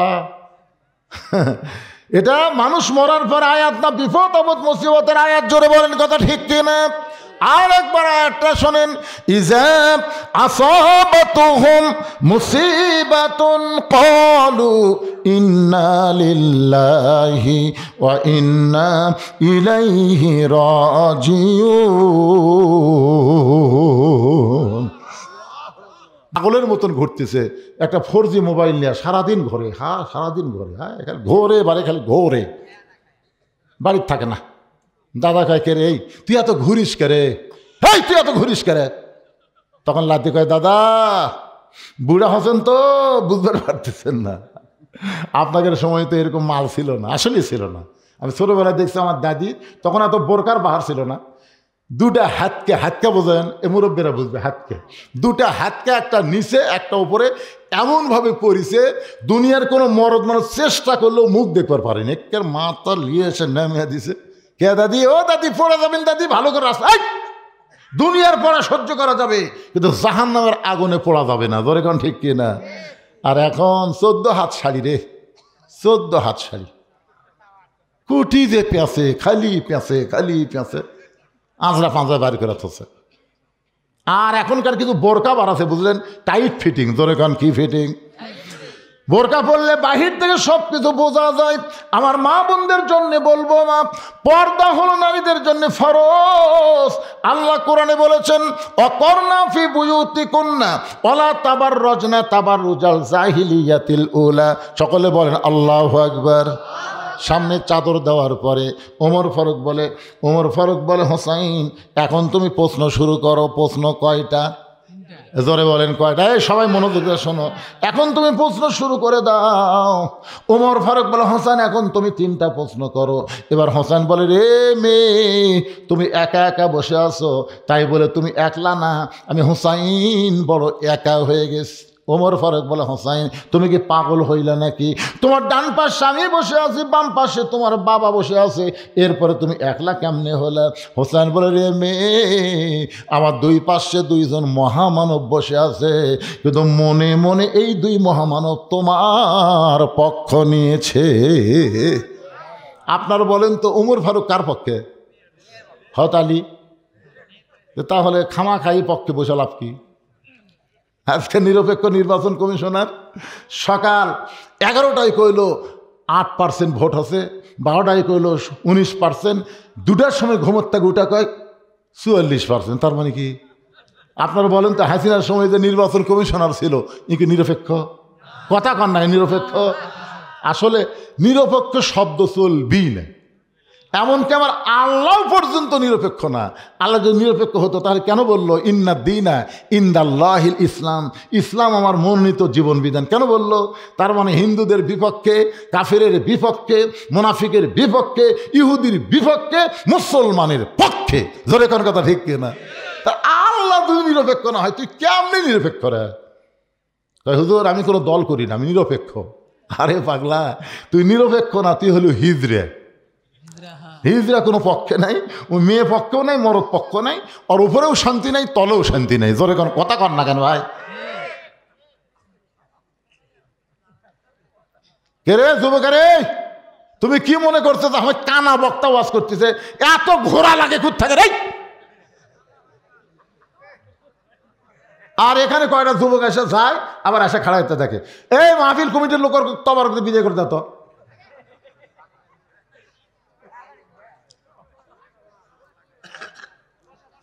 কি বিরক্ত হচ্ছেন? আজকে একটা মাহফিল দেখতেছি, রাতের মাহফিলে লোক কখনো বাড়ে না, কিন্তু আজকে দেখতেছি বাড়তে বাড়তে মনে হয় ঠেকে গেল। ও পোলা খাওয়ার জন্যে, একেবারে পোলা খাওয়ার জন্য এত রাত কষ্ট করার কি দরকার? হ্যাঁ, সবাই একটু মহব্বতে জিকির করেন, লা ইলাহা ইল্লাল্লাহ, জোরে লা ইলাহা ইল্লাল্লাহ, লা ইলাহা ইল্লাল্লাহ, লা ইলাহা ইল্লাল্লাহ, লা ইলাহা ইল্লাল্লাহ, লা ইলাহা। ওমর ফারুক বলে, হোসাইন এখন তুমি প্রশ্ন শুরু করে দাও। এবার হোসেন রাদিয়াল্লাহু আনহু 1 নম্বর প্রশ্ন করতেছে, রে মেয়ে, আমার মাকে তুমি জানো? আমি কোন মায়ের সন্তান তুমি কি বলতে পারো? আমার মা সম্পর্কে কি তুমি জানো? সঙ্গে সঙ্গে হযরত আলী চমকে উঠছে। হযরত আলী চমকে ওঠার কারণ হলো, আমি ছেলের সাথে আছি, আর ছেলে আমার কথা না কইয়া ওর মায়ের কথা বলতেছে। আপনি যখন বিয়ে করছেন, আমি যখন বিয়ে করছি, তখন কাজী সাহেব আমাকে বললো যে, ভাই আপনার বাপের নাম কি? আপনার বাপের নাম কি? আমি আমার বাপের নাম লেখা দিলাম, আমার বিয়ে রেজিস্ট্রি হলো 91 সালে। বাড়িতে এসে আমার মা বললো, কীভাবে বিয়ে হলো বাবা? কাজী সাহেব বললো, তোমার বাপের নাম কি? বাপের নাম লেখা দিলাম, বিয়ে হলো। এই তোর বাপের নাম? আমার নাম। আমি বললাম, আপনার নাম তো শুনবারই চাইনি। তখন বাপ ঘরের মধ্যে, মা ঘরের মধ্যে যে কান্তি স্যার বলতেছে, তোর বাপ তোর জন্য কী করছে রে? বাবা আনন্দে মাতিয়া সাগরে ভাসাইয়া সেই যে চইলা যায়, খবর লয় না। মাজন ধরিয়ায় উদরে কতই কষ্ট করে, 10 মাস পরে পায় প্রসবের বেদনা। এমন দরদি ভাবে কেউ হবে না আমার মা, মা গো। কি বলবো প্রসবের কথা, মা বিনে সেই ব্যথা কেউ তো বুঝিবে না। মাজন ঠেকিয়া সন্তানের দায়, অকালে মা মারা যায়। ঠেকিয়া সন্তানের দায়, অকালে মা মারা যায়। কেন সে মায়ের ভক্তি করো না? এমন দরদি ভাবে কেউ হবে না আমার মা, মা গো। সবাই বলেন মা, মারে। আহ কি মধুর নাম রে। 23 সালের 25 ডিসেম্বর আমার মাটা মারা গেছে। আমাকে যারা দাওয়াত দিবার যায়, তারা গিয়ে দেখে মসজিদের পাশে 18 সালের জুলাই মাস আমার বাবা মারা গেল, আর 23 সাল ডিসেম্বরের 25 তারিখ আমার মা দুনিয়া থেকে চলে গেল। বাড়িতে গিয়ে যখন তাকায়, চারিদিকে ফাঁকা ফাঁকা লাগে। দাঁত থাকতে মানুষ দাঁতের মূল্য দেয় না, চোখ থাকতে মানুষ চোখের গুরুত্ব দেয় না রে। বাপ মা যখন মারা যায়, তখন বুঝতে পারে তার আপন বলতে আর এই জগতে কেউ না। হোসাইন রে মেয়ে, আমার 1 নম্বর প্রশ্ন হলো, আমার মাকে তুমি জানো? আমি কোন মায়ের সন্তান? সঙ্গে সঙ্গে মেয়েটা পর্দার উপর থেকে বলে, হোসাইন আপনার মাকে আমি চিনি। প্রশ্ন করেছে আমার মাকে জানো, আর উত্তর দিছে আমি চিনি। ওমর ফারুক জিব্বাত কামড় দিছে, 1 নম্বরে আউট। 3বার উত্তর দিবি, আমি কি আশা করছি? একটাতে আউট হয়ে গেল রে। প্রশ্ন করলো আমার মাকে জানো, ওইকে আমি চিনি। এই পাগলি, হোসাইনের মাকে যেমন তেমন মেয়ে মানুষ নাকি রাস্তায় ঘুরে বেড়ায়? আপনারা কোন রাস্তায় ঘুরে বেড়ায়? আপনাকে পাড়ার যার বউকে সবাই চেনে, ওই লোকটা জাহান্নামী, ওই লোকের বউ জাহান্নামী। আপনার খাটত বসে কার গল্প করেন? এই পাড়ার মধ্যে কার বউ সবচেয়ে সুন্দরী কোন? যদি গল্প করেন অমুকের বউ আমি দেখছি ভাই, সেই রকম বুঝবেন ওই লোকটা ওর স্বামীও জাহান্নামী, ওর বউ জাহান্নামী। কে তোর বউ পাড়ার লোককে আমি দেখলাম? বউ দেখানোর জিনিস, কতক্ষণ দেখানোর জিনিস। গভীর রাত্রে হযরত আলী ফাতেমাকে দাফন করেছে। দিনের বেলায় কবর দিলে চলবে না, রাতের বেলায় দাফন করা লাগবে। রাতের বেলায় ফাতেমা দুনিয়া থেকে বিদায় নিল, রাতের বেলায় দাফন করার পর হযরত আলী বলে, আল্লাহ এই ফাতেমাকে তুমি কবুল করো। দোয়া শেষ করে তাকায় দেখে সামনে কয়েকটা পুরাতন কবর দেখা যায়। এইমাত্র ফাতেমার কবর দিলাম, সেই নতুন কবরটা গেল কোন জায়গায়? গোটা জান্নাতুল বাকি দোয়ার বলে ফাতেমার কবর। ফাতেমার কবর কোথায়? ফাতেমার কবর। কে যেন ডাকতে বলে, আলী রে, ফাতেমা পর্দানিশি, আমি আল্লাহ জোহরা ডিগ্রি দিয়া ফাতেমার কবরটাকে কিয়ামত পর্যন্ত পর্দা করে দিয়েছি। যে ফাতেমার কবরের খবর কেউ জানে না, সেই ফাতেমাকে বলতেছে আমি চিনি। হযরত আলীর চোখ দিয়ে দর দর করে পানি পড়তেছে। আলী মনে মনে চিন্তা করে, আমার বউ হওয়ার পরেও আমি তাকে পুরাপুরি চিনবার পারিনি। হয়তো আলী বলতেছে, ফাতেমা আমার বউ ছিল, তারপর আমি পুরাপুরি চিনতে পারিনি। আর এই মেয়েটা বলে আমি চিনি।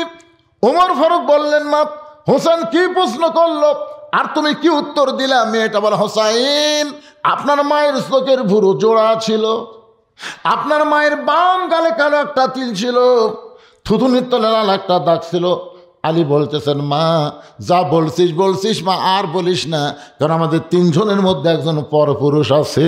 সোনাল্লাহ বলেন। পরপুরুষের নাম কি? জোরে বলেন, নাম কি? যে উমর সম্পর্কে রাসূল বলেছেন, আমার পরে কেউ যদি নবী হতো লাউকানা ওমর, উমরকে আল্লাহ নবী বানায় দিত। সেই উমর যদি পরপুরুষ হয়, তাহলে মুরিদের বইয়ের কাছে পীর কোন পুরুষ? কথা কয় না। বাংলাদেশে তিনটা জিনিস আপনার দেখবেন। একটা হলো, মনে যান কষ্ট নেন না, আমি গোটা বাংলাদেশ যাচাই বাছাই করে এটুকু বুঝবার পারছি, ভালো ডাক্তারের বইয়ের কোনো দিন সিজার লাগে না। কারণ ডাক্তার জানে সিজার করে বাচ্চা হলে মায়ের ক্ষতি, বাচ্চারও ক্ষতি। এই জন্য ভালো ডাক্তারের বইয়ের সিজার লাগে না। মৌলানাদের বাড়িতে কোনো দিন মিলাদ হয় না, আমি দেখছি খেয়াল করে। আর 3 নম্বর হলো, পীরের বউ কোনো দিন মুরিদ হয় না, দেখবেন আপনারা। কারণ পীরের বউ জানে আমার পীর মাঝে মধ্যে মুরিদের বইয়ের দিকে চোখ মারে, এই লুচ্চার হাতে মুরিদ হম। আর একটা হলো, মৌলানাদের বাড়িতে মিলাদ হয় না, এরা পরের বাড়িতে পড়ায় কিন্তু নিজের বাড়িতে হয় না। আর একটা হলো, ডাক্তারের বইয়ের সিজার লাগে না। ধরে কান কি লাগে না? কথা কয় না রে বারে। এই পিছনে গল্প করতেছি, শেষ করে দেবো না, 12টা পর্যন্ত চুক্তি আছে তো, আর কয় মিনিট? আরে কয়টা বাজবে, ও শেষ হচ্ছে। বিরক্ত হচ্ছেন? 3টা প্রশ্নের উত্তর শুনে যাব, রাজি আছেন? 3 প্রশ্নের উত্তর 3 ঘন্টা লাগবে না, বক্তা চাইলে 10 মিনিটের মধ্যে মুড়ে দিবার পারবে। পালা মুড়ান, ঝড় আসতেছে, ঝড় বৃষ্টি হচ্ছে, তাড়াতাড়ি পালা মুড়ান লাগবে। জোরে কোন কথা ঠিক না? থাপথুপ থাপথুপ দিয়ে বোঝা তুলে দিলে হয়ে গেল রে পাগলা। তা আপনারা কি মনে করেন আমি থাপথুপ করে বোঝা তুলে দিতে পারবো না? পারবো পারবো, কি কন? 42 বছর হচ্ছে আমার ওয়াজের বয়স, পাগলারা।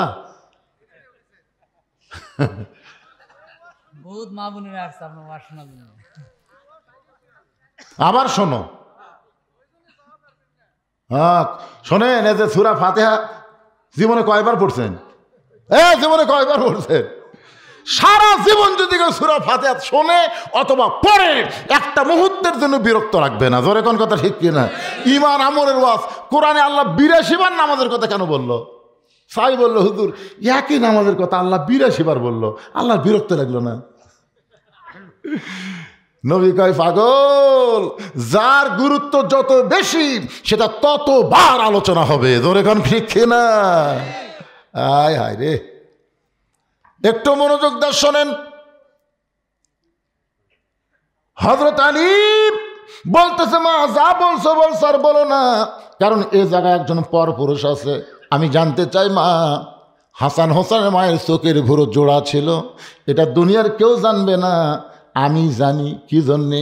আল্লাহ রাসূল বলেছেন, কোন স্বামী যদি তার বিবির 2 ভুরুর মাঝখানে একটা চুমা খায়, ওই স্বামীর আমল নামায় আল্লাহ একটা খুশি হয়ে ওমরা হজের সওয়াব দিয়া দেয়।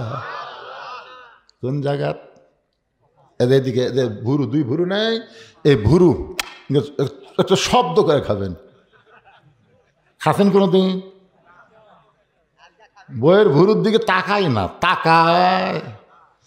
আলী বলতেছে, আমি বলতে পারি হাসান হুসেনের মায়ের চোখের ভুরু জোড়া ছিল, বাম গালে কালো একটা তিল ছিল, থুতুনির তলে লাল একটা দাগ। তুমি কেমনে বললাম?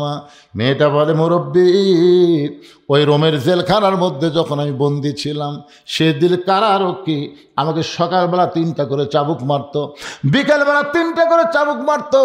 আমার দেহের এমন কোনো জায়গা নাই যে জায়গায় চাবুকের আঘাত লাগে নাই। মারতে মারতে অনেক সময় আমি বেহুশ হয়ে পড়ে যেতাম। ওই বেহুশ অবস্থায় একবার চেতন পেয়ে বললাম, আল্লাহ, তুমি আছো আসমানে, নবী আছে মদিনায়, এ রোমের জেলখানে এত নির্যাতন, আমাকে দেখার মতন দুনিয়াতে কেউ নাই। এ কথা বলতে কাঁদতে কাঁদতে যখন ঘুমিয়ে গেছি, ওই ঘুমের ঘরে স্বপ্নে দেখি একটা জান্নাতের হুরি আমার মাথার পিছনে বসে কাঁদতেছে, আমার মাথার কাছে বসে কাঁদতেছে। আমি বললাম, কে গো আপনি? জান্নাতের হুরি না বেহেশতের পরী? এত সুন্দরী। আমার মাথায় হাত দিয়ে বলে, মা, আমি জান্নাতের হুরিও না বেহেশতের পরেও না, আমি হলাম জগৎ বিখ্যাত মা ফাতেমা। ওই জান্নাতুল বাকি থেকে রোমের জেলখানায় তোমাকে সান্ত্বনা দেই, এমন করে আর তুমি কষ্ট করে কান্দো না। মেয়েটা বলে, হোসাইন। আমি তখন তার চেহারার দিকে তাকায় দেখি চোখের ভুরু জোড়া দেখতে পাই, বাম গালে কালো একটা তিল দেখতে পাই, থুতুনির তলে লাল একটা দাগ দেখেছি। এরপরে আমার আর কিছু দেখার ভাগ্য হয় নাই। সঙ্গে সঙ্গে হোসেন বলে, রে মেয়ে, 1 নম্বর প্রশ্নের উত্তর যেমন আশা করেছিলাম তার চাইতে তুমি 100 গুণ সুন্দর দিয়েছ। ওমর ফারুক বলতে, আলী ভাই, আমার ঘটকালি মনে হয় আল্লাহ কবুল করছে। হোসেন বলে, এত সহজ না, 33 33 33 99 না পাইলে আমি বিবাহ করব না, কেবলমাত্র 33 পাইছে। এবার ওমর ফারুক বলে, হোসেন, তাহলে তুমি 2 নম্বর প্রশ্ন করো। এবার হোসেন বলে, রে মেয়ে, আমার 2 নম্বর প্রশ্ন হলো, তুমি বাড়ি হলো রোম দেশে, তোমার বাড়ি হলো রোম দেশে, তুমি রোমের জেলখানায় 12 বছর বন্দি ছিলে, 6 বছর বয়সে ইমান গ্রহণ করা অপরাধে। আমার দ্বিতীয় প্রশ্ন হলো, 6 বছর বয়সে তুমি ইমান কোথায় পাইলা? কারণ তুমি কইছো তোমার দাদা খ্রিস্টান, তোমার বাবা খ্রিস্টান, তাহলে তোমার দাদা যদি খ্রিস্টান হয়, বাবা যদি খ্রিস্টান হয়, তাহলে 6 বছর বয়সে তুমি ইমান কোথায় পাইলা? মেয়েটা বলে, হোসাইন, আমি ইমান কোথায় পাইলাম যদি শুনতে চান তাহলে শোনেন। আমার দাদা দুনিয়ার কোনো সাধারণ মানুষ না, আমার দাদা হলো রোম সম্রাট কাইসার। আল্লাহু আকবার। আমার দাদা একদিন অন্দরমহলে গিয়ে আমাকে বলতেছে, নাতনি রে, আজকে রোমের রাজদরবারে খেলা হবে, তুই কি খেলা দেখতে যাবি? আমি 6 বছরের ছোট্ট মেয়ে, আমার দাদার সাথে খেলা দেখার জন্য রাজদরবারে ঢুকলাম। আমার দাদার সিংহাসনের কাছে ছোট্ট একটা চেয়ার আমাকে সেট করে দিল। ওই চেয়ারে বসেই বললাম, দাদু ভাই, খেলা দেখার কথা বলে নিয়ে আসলেন, কিন্তু খেলাটা কোন জায়গায়? আমার দাদা বলে, নাতনি, তাহলে ওই যে তাকায় দেখ। মেয়েটা বলে, হোসাইন, 6 বছর বয়স আমি তাকায় দেখি একটা মানুষের 2টা হাত কালো রশি দিয়ে বেঁধে রাখছে, ওই মানুষটার চোখ কালো কাপড় দিয়ে বাঁধা, ওই মানুষের 2টা পা লোহার শিকল দিয়ে আটকায় রাখছে। আমি কইলাম, দাদু ভাই, খেলা দেখার কথা বলে নিয়ে আসলেন, কিন্তু একটা মানুষকে আমি দেখতে পাই। আমার দাদা অট্ট হাসি দিয়ে বলে, নাতনি রে, তুই ছোট্ট মানুষ, তুই বুঝবি না, ওইটা মানুষ না রে, ওইটা মানুষ না, ওইটা হইল মুসলমান। ওইটা মানুষ না, ওইটা হলো মুসলমান। তার মানে কি বললেন? ইহুদি খ্রিস্টানেরা কোনোদিন মুসলমানকে মানুষ মনে করে না। মুসলমানকে যদি মানুষ মনে করত, তাহলে ফিলিস্তিনের এ পর্যন্ত 42,000 শিশু বাচ্চাকে অন্যায়ভাবে তারা হত্যা করতো না। জোরে কোন ঠিক কি না? হ্যাঁ, এমন একটা গুলি আমেরিকা বানিয়ে দিছে, যে গুলি মায়ের কোলে সন্তান বসে থাকবে, গুলি আসবে, শব্দ হবে না, গুলি লাগার পরে ওই বাচ্চার ভিতরের গোস্ত পুড়ে যাবে। আল্লাহ কয়, কে রে, ফিলিস্তিনের বাচ্চাদের গোস্ত পুড়বি, আমি আমেরিকা পুড়ে ছারখার করে দেবো। জোরে কোন কথা ঠিক কিনা? কয়েকদিন আগে আগুন লাগছিল না? আয় হায়, এমন আগুন লাগিয়েছে, ওরকে যত পদ্ধতি আছে সব পদ্ধতি আগুন নিবানোর ব্যবহার করে, কিন্তু আগুন নেবে না। বাধ্য হয়ে মুসলমানের দ্বারস্থ হয়ে বলতে, ভাই, আমাকে ঈশ্বর মরে গেছে, গড কাঠে আছে, ভগবানের খাওয়া নেই, তোমাকে আল্লাহর খবর কি? তখন মুসলমান আল্লাহ আকবরকে জোরে আজান দিল, যদ্দূর পর্যন্ত আজান যায় তদ্দূর পর্যন্ত আগুন আল্লাহ নিভাইয়া দেয়। জোরে খান সুবহানাল্লাহ।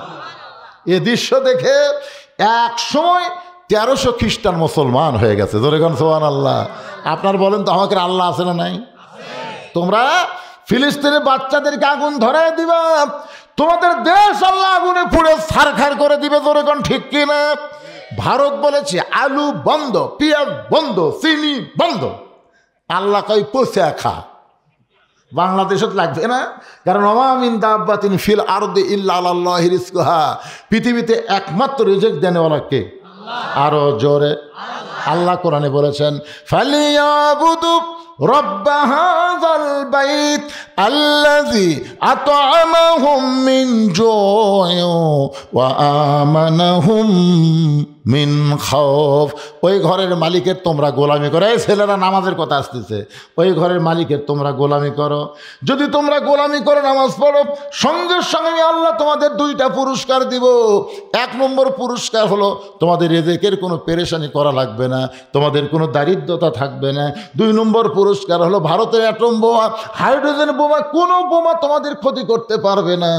যাবতীয় ভয় থেকে আল্লাহ পুরাপুরি নিরাপত্তা দিয়া দিবে। তাহলে ইবাদত করা লাগবে কার? মেয়েটা বলতেছে হোসাইন, আমার দাদা বলতেছিল মানুষ না, ওইটা হলো মুসলমান। আমি তখন বললাম দাদা ওই মুসলমানকে নিয়ে আপনি কি খেলা খেলবেন? আমার দাদা বলে ওই যে তাকায় দেখ। মেয়েটা বলে 6 বছর বয়সে। আমি তাকায় দেখি আগুনের একটা চুলার মধ্যে দাউ দাউ করে আগুন জ্বলতেছে। ওই আগুনের চুলার উপর বিশাল একটা দেখছি মনে মনে তেল, নিচের তাপে তেলগুলো টকবক টকবক করতেছে। আমার দাদা বলে নাতনি রে, আজকের খেলা হবে। ওই মুসলমানকে হাত পাও বাঁধে উত্তপ্ত তেলের মধ্যে ফেলে দেওয়া, মুসলমান তেলের মধ্যে পুড়ে যাবে। আজকের খেলার নাম হলো মুসলমান মারার খেলা। খেলার নাম কি? জোরে খান, কি মারা? মুসলমান মারার খেলা। আমি তখন 6 বছর ছোট্ট মেয়ে। আমার দাদাকে জোরহাত করে বললাম দাদু ভাই, এই মুসলমানকে মারার খেলা বন্ধ করা কি যায় না? এই মুসলমানকে না মাইরা কি ছেড়ে দেওয়া যায় না? আমার দাদা বলে 100 বার ছেড়ে দিব যদি মুসলমান একটা বারের জন্য বলে আল্লাহ রাসূল মানি না।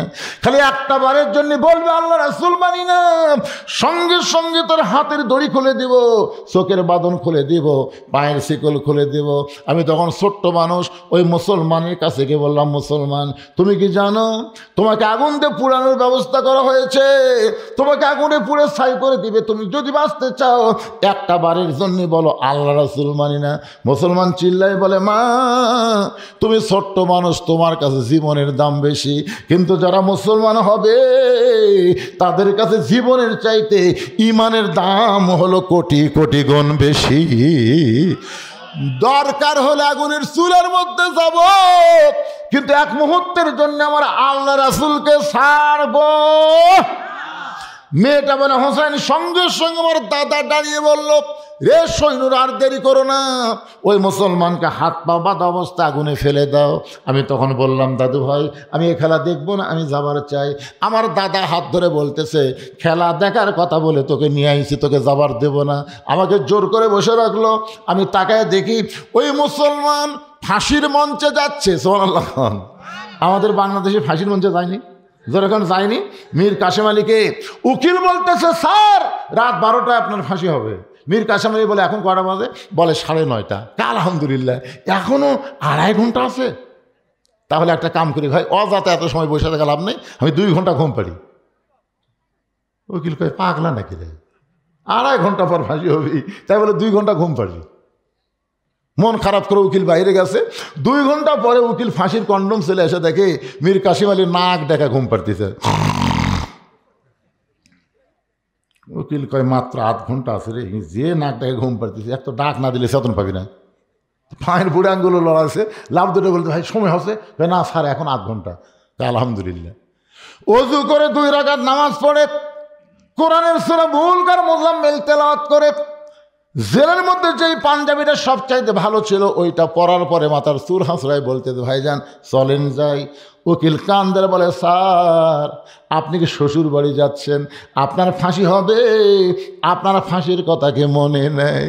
মীর কাসেম আলী মুচকি মুচকি হাসের বলে উকিল রে তুমি যেইভাবে কাঁদতেছ মনে হয় ফাঁসি তোমার হবে, তুমি কান্দো কেন? ঘুমের মধ্যে আল্লাহ পাক আমাকে দেখাইছে ফাঁসির মাধ্যমে 8টা জান্নাতের দরজা আমাকে বরণ করে নিবে। যারা প্রকৃত মুসলমান হবে তাদের কাছে মৃত্যু কোনো বিষয় না, তাদের কাছে বড় বিষয় হলো ঈমান। ঈমানের সাথে আমাদের মৃত্যু মোকাবেলা করা লাগবে। ধরে কোন কথা ঠিক কিনা? মেয়েটা বলতে, হোসেন রে, ওই মুসলমানকে হাত পা বাঁধা অবস্থায় আগুনের চুলার দিকে যখন নিয়ে যায়, আমি তখন চক্ষু বন্ধ করলাম। এ দৃশ্য আমি দেখতে পারবো না। একটা জীবিত মানুষকে আগুনের চুলার মধ্যে মারবে, আমি কেমনে দেখবো? চোখটা যখন চাপিয়ে ধরেছে, এমন সময় একটা মধুর বাণী, মধুর বাণী, সবাই বলেন লা ইলাহা ইল্লাল্লাহু মুহাম্মাদুর রাসূলুল্লাহ। মেয়েটা বলে, ওই মধুর বাণীটা আমার কানের মধ্যে ঢুকে আমার কলিজার মধ্যে ঢুকে গেল। আমি তখন দেখতে পাই ওই মুসলমানকে আগুনের চুলার মধ্যে ফেলে দিচ্ছে, কিন্তু মুসলমানের দেহ নামক খাঁচাটা আগুনের চুলার মধ্যে পড়ার আগে ওই খাঁচার পাখিটা কে যেন সযত্নে ধরে সবুজ রঙের একটা বাগানে উড়াল দেয়। এক দৌড়ে মায়ের কাছে গেলাম, বললাম, মা যদি বাঁচবার চাও, লা ইলাহা ইল্লাল্লাহ মুহাম্মদ রাসূলুল্লাহ। আমার মা কয়, করে তুই না তোর দাদার সঙ্গে খেলা দেখবার গেলি, এই মুসলমানের কলমা কোথায় পাইলি? এই কলমা যদি তোর বাপ তোর দাদা শোনে তোকে হত্যা করবে। আমি তখন বললাম, মা, এ কলমাওয়ালারা কোনোদিন মরে না, তাদের দেহ কবরে যাবে কিন্তু ভিতরের পাখির কবর হবে না। এই পাখির ইল্লিন নামক জান্নাতের বাগানে থাকবে। তোরে কোন মারহাবা। তাহলে মানুষ মরলে ইন্না লিল্লাহ কেন করব? আমাদের দেহ যাবে কবরে, আমাদের রূহু পাখির কিন্তু কবর হবে না। এই পাখিটা যাবে ইল্লিন নামক জান্নাতের বাগানে। তাহলে বলেন তো, মরা ভালো না খারাপ? এ তোরে কোন ভালো না খারাপ? কারা কারা ঈমানের সঙ্গে মরতে চাই? দুই হাত তুলে আবার আল্লাহকে একটু দেখাবো। লিল্লাহে তাকবীর। হাত টান টান করে থাকেন তো, এই দুই একটা হাত খাতো দেখা যায় কে রে? মাশাআল্লাহ, হাত নামান। মাশাআল্লাহ, আলহামদুলিল্লাহ। এ দান বাক্স কিসের বাবা? এই দান বাক্স কিসের? আপনি মনে করছেন এমনি এমনি এসে দিয়ে দেবে?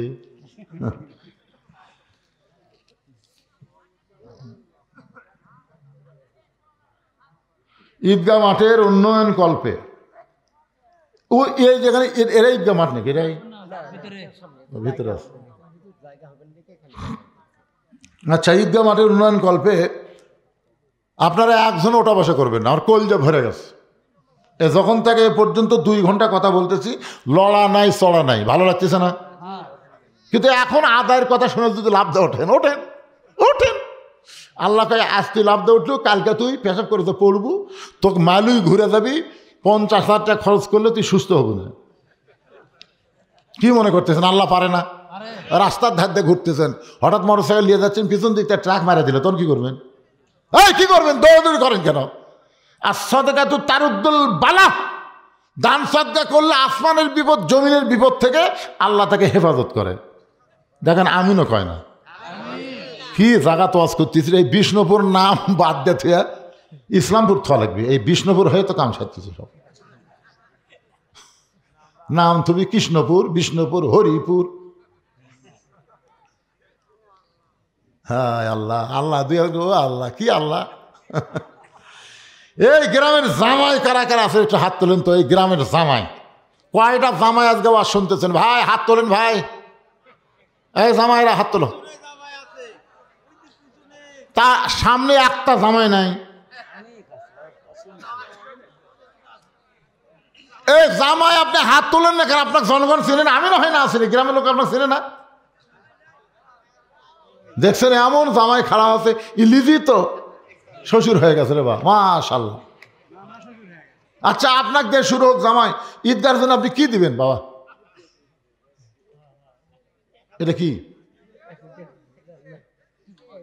ওটা কি? আর কি? আমার ছেলে আশা বলতেছে ওই জামাইয়ের কথা।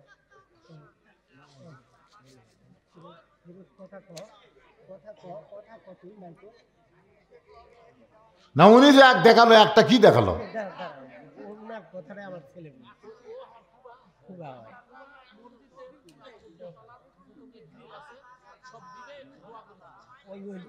আপনি মসজিদের যত গিরিল আছে সব দিবেন? তো ঈদগার জন্য কি দিবেন? তো মসজিদের আদায় হচ্ছে না, তো ঈদগার আদায় পাওয়া। ঠিক আছে, হ্যাঁ,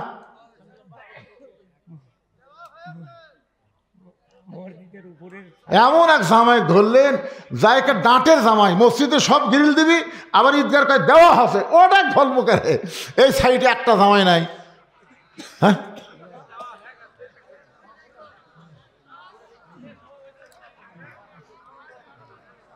আচ্ছা জামাই তো নাই, এবার লেগেছে প্রবাসী। প্রবাসী তো বাইরে আছে, তার কি আবার নাম দিয়েছে?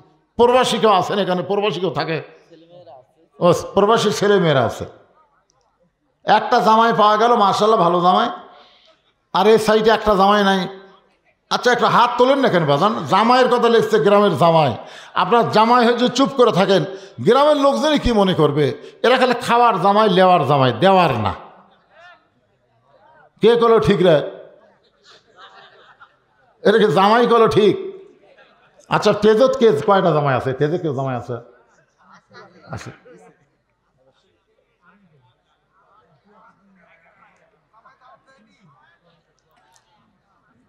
এই গ্রামের যুবক, ও যুবক, ঈদগার মাঠের মেজা পাকা করা লাগবে, চারিদিকে প্রাচীর দেওয়া লাগবে। ঈদগার মাঠের কি অবস্থা আছে? ফাটা ফাটা হয়ে গেছে, ফাটা ফাটা। হাঁটুর মালিক ঘুরে দেয়, ফাটা ফাটা। তারা আছেন, তার একটা হাত তোলেন তো দেখি।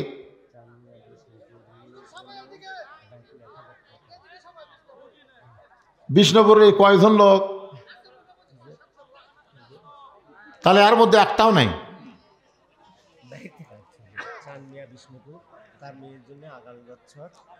সান মিয়া বিষ্ণুপুর তার মেয়ের জন্য আগামী বছর ইসাল সব মাহফিল 1000 টাকা দান করবে, আল্লাহ তার দান কবুল করেন। তার মেয়ের জন্য দেখলো, কারণ মেয়ে কি মারা গেছে নাকি?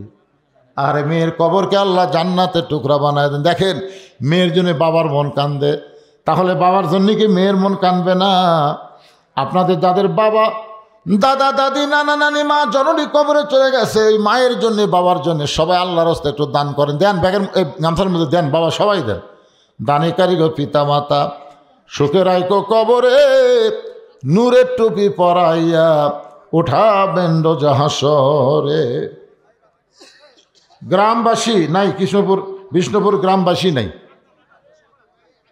উপস্থিত ব্যক্তিবর্গ, মা বোন ইত্যাদি সকলের কাছে দান চাওয়ার জন্য একটা স্লিপ দিচ্ছে আমার হাতে, যে যাই হোক জামাই দেওয়া শুরু করলাম, কিন্তু জামাইয়েরা কাম ভালো করলো না। প্রবাসী একটাও নাই, ঘরে ঘরে প্রবাসী আছে, অথচ একটা প্রবাসীর পক্ষে 1 টাকা দান করলো না। যারা এই যে ভিডিওর মাধ্যমে লাইভ হচ্ছে, লাইভ কিন্তু বিদেশটা দেখতেছে। আপনার গ্রামের লোকেরা কোন কোন দেশে থাকে, তারা কিন্তু আজকে দেখতেছে আর চিন্তা করতেছে, এই হারে টাকা পাঠাই রে, আর কি কাম করলো রে, একটাও চেতলো না। আপনাদের কারো বাপ, কারো ভাই, এরকম কেউ যায়নি কেন? সোনার সানেরা একটা লোক উঠলেন না? এ প্রবাসী জামায়ের তাও 2-4 জন পাওয়া গেছে, প্রবাসীর একটাও নাই। যুবক শ্রেণীর কথা বলতেই পিছন থেকে একজন 5000 টাকা দিছে, সামনে থেকে এখনো কোনো যুবক দান করেনি।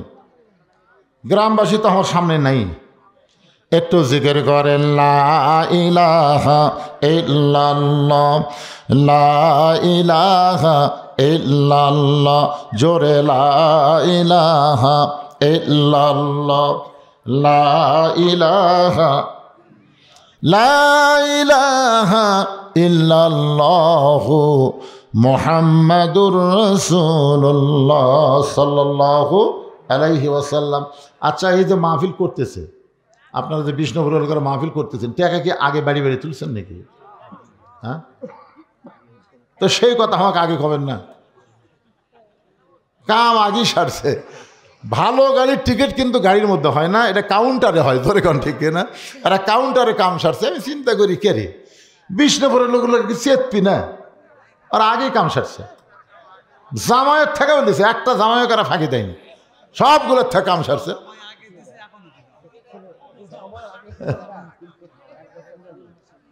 এখন এই যে চাদর মাদরে যা দেবেন আলহামদুলিল্লাহ, একটু ধরে দেন সবাই।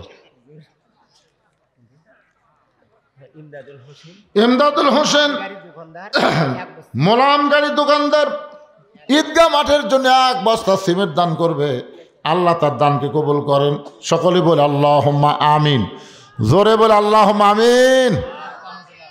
হুজুর সাহেব, আমার আব্বা ইয়ে আসলে আর কি এই 8 বছর মারা গেছে হাজি সাহেব। গত বছর? হ্যাঁ, গত বছর। তারই আমি ছেলে, আমার ছেলে বিদের সাথে 10,000 টাকা দান করবে। আপনার ছেলের নাম কি? আমার ছেলের নাম মুর্শেদ, আর আমার আব্বার নাম হলো আফসার আলী। আলহাজ আফসার আলী দুনিয়া থেকে বিদায় নেওয়ার কারণে তার নাতি বিদেশে থাকে। 10,000 টাকা ধরে বলেন মারহাবা। আল্লাহ, দাদা কবরটা বুঝতেছে, নাতি কাক কয়। আল্লাহ দাদার কবরকে জান্নাতের টুকরা কবুল করেন। নাতি যেখানে আছে ভালো যেন থাকে, কামার যেন বরকত হয়। বিদেশের সমস্ত চক্রান্ত থেকে, আসমানি বালা জমিনের বালা থেকে আল্লাহ হেফাজত করেন। জোরে কোন আমিন। আর কেউ আছেন?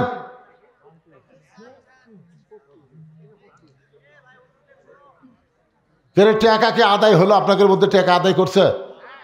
আমার মা বোনদের কাছে কেউ গেছে? মা বোনদের কাছে আজকে পুরুষের চাইতে মা বোনদের ওয়াজ বেশি হবে। মায়ের বোনদের কাছে যান, দেখবেন অনেক দান করবে আমার মায়েরা। আমি দোয়া করে দিব মা, আল্লাহ মা খাদিজার সঙ্গে যেন আপনাদেরকে জান্নাত দিয়ে দেয়। মেয়েটা বলে হোসাইন। আমার মাকে বললাম, মা এই কলমাওয়ালারা কোনোদিন মরে না, এরা কবর যাবে, দেহ যাবে কবরে, কিন্তু ভিতরের পাখির মৃত্যু হবে না। ইল্লিন নামক জান্নাতের বাগানে আল্লাহ দিয়া দিবে। জোরে কোন সুবহানাল্লাহ। মেয়েটা বলে হোসাইন রে, আমার দাদার রসদ্বারে একটা মুসলমানকে এরকম হত্যা করার সময় আমি তার কাছ থেকে ঈমান নামক মহামূল্যবান নিয়ামতখানা পেয়েছি। হোসেন বলে, রে মেয়ে, 2 নম্বর প্রশ্নের যেমন আশা করেছিলাম তার চাইতে 1000 গুণ তুমি সুন্দর দিয়েছ। জোরে কন্যা সুবহানাল্লাহ। কি নাম? আফসার, আলহাজ আফসার আলীর আরাক নাতি মোহাম্মদ সাইদুল পারামানিক 10,000 টাকা ধরে বলেন মারহাবা। এটা কি দাদা রে, কি দাদা, মাশাআল্লাহ। দাদা ভালো, লাতিগুলো ভালো। এই লাতির বাপেরা কিছু দিবি না? বোঝা গেছে, বোঝা গেছে, মানে একই।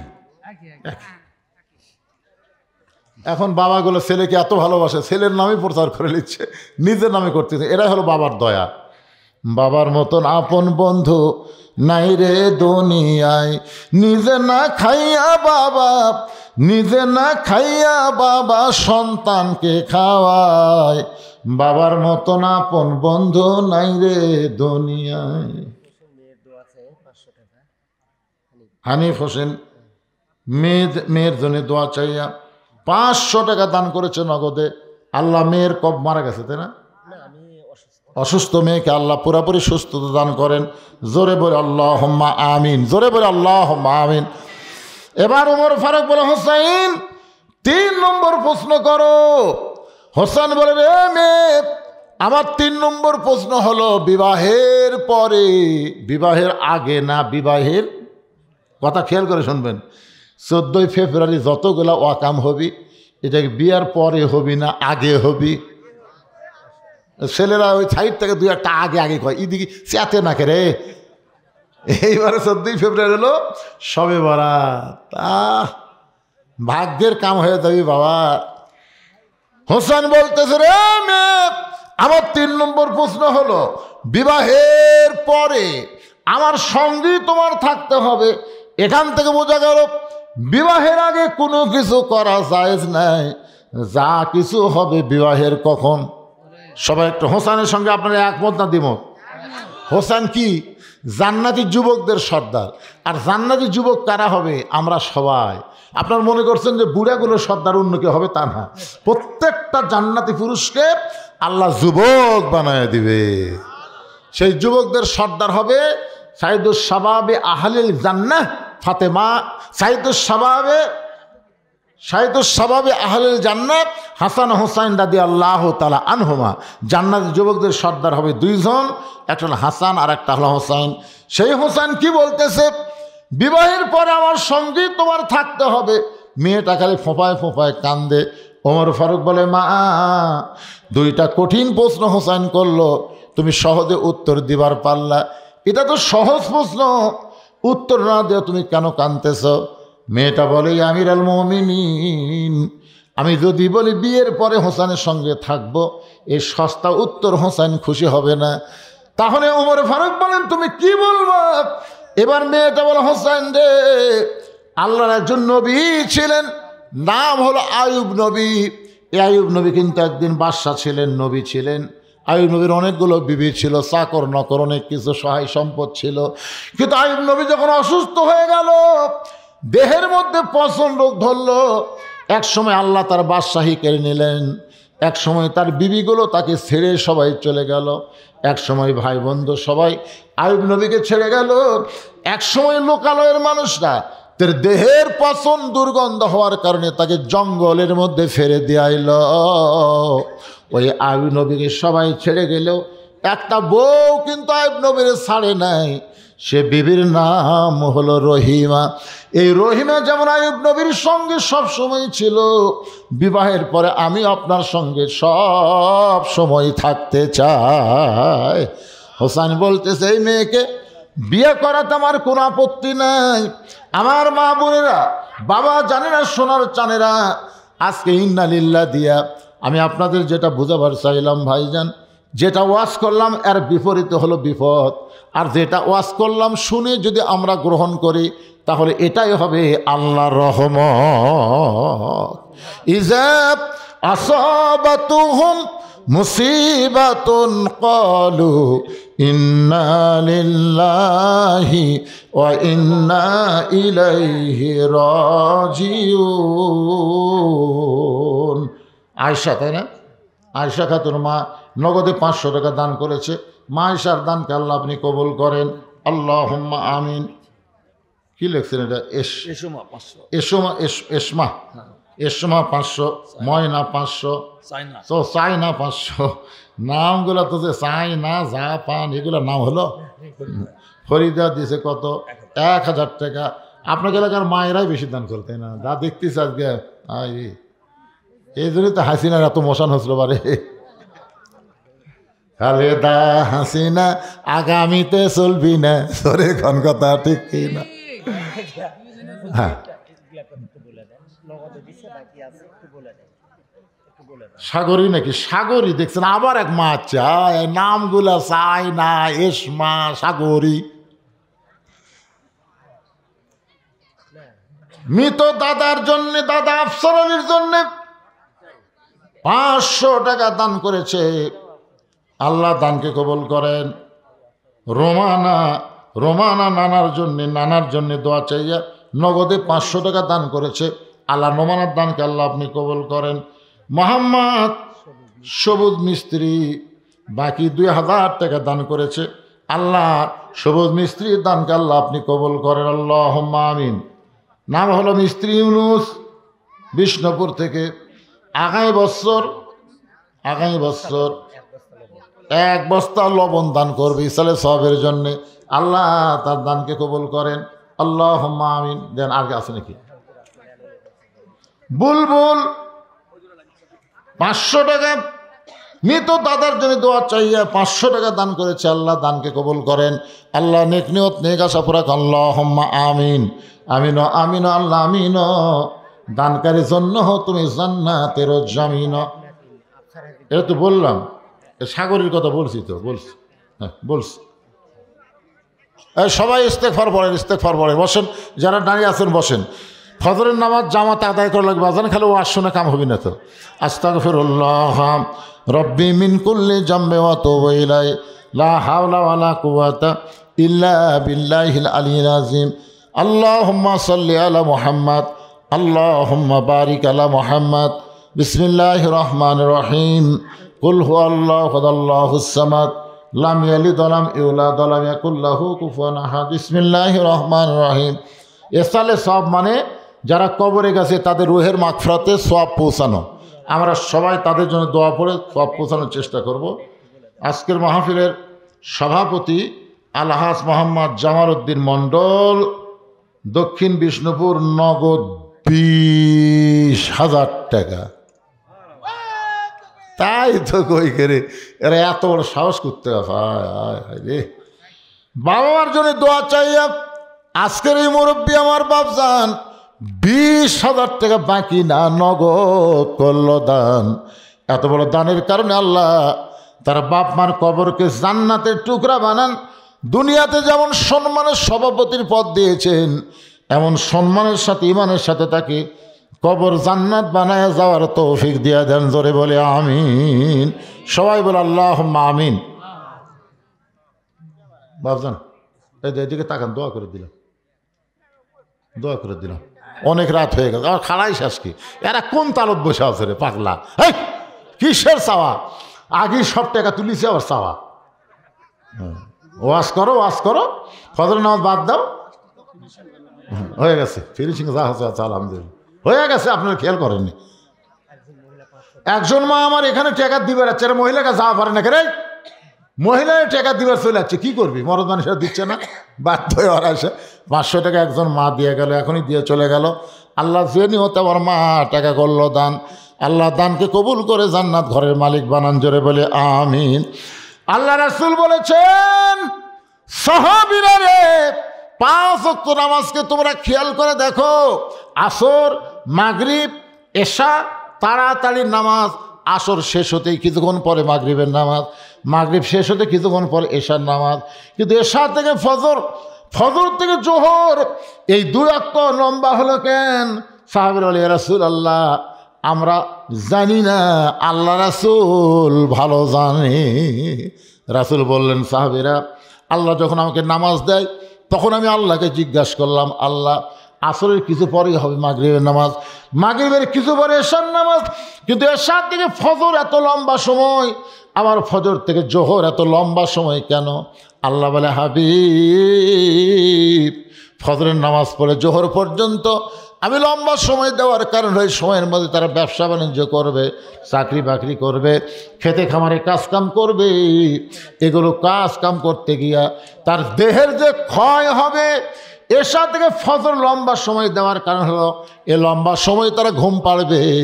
এই ঘুমের মাধ্যমে দিনের কাজের ক্ষয় আল্লাহ পুরা করে দিবে।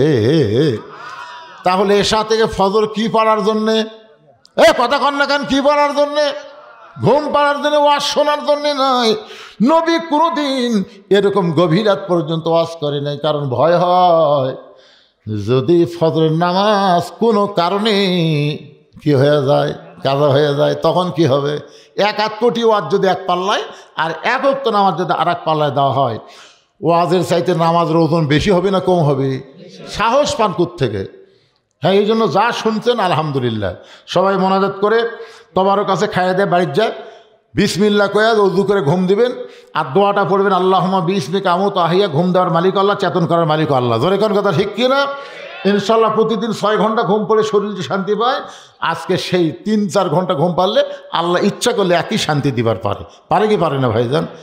আল্লাহুম্মা সাল্লি আলা সাইয়্যিদিনা শাফিঈনা নাবিয়িনা মাওলানা মুহাম্মদ ওয়ালা আলিহি ওয়া সাহবিহি ওয়া বারাক ওয়া সাল্লিম। আল্লাহুম্মা আমিন।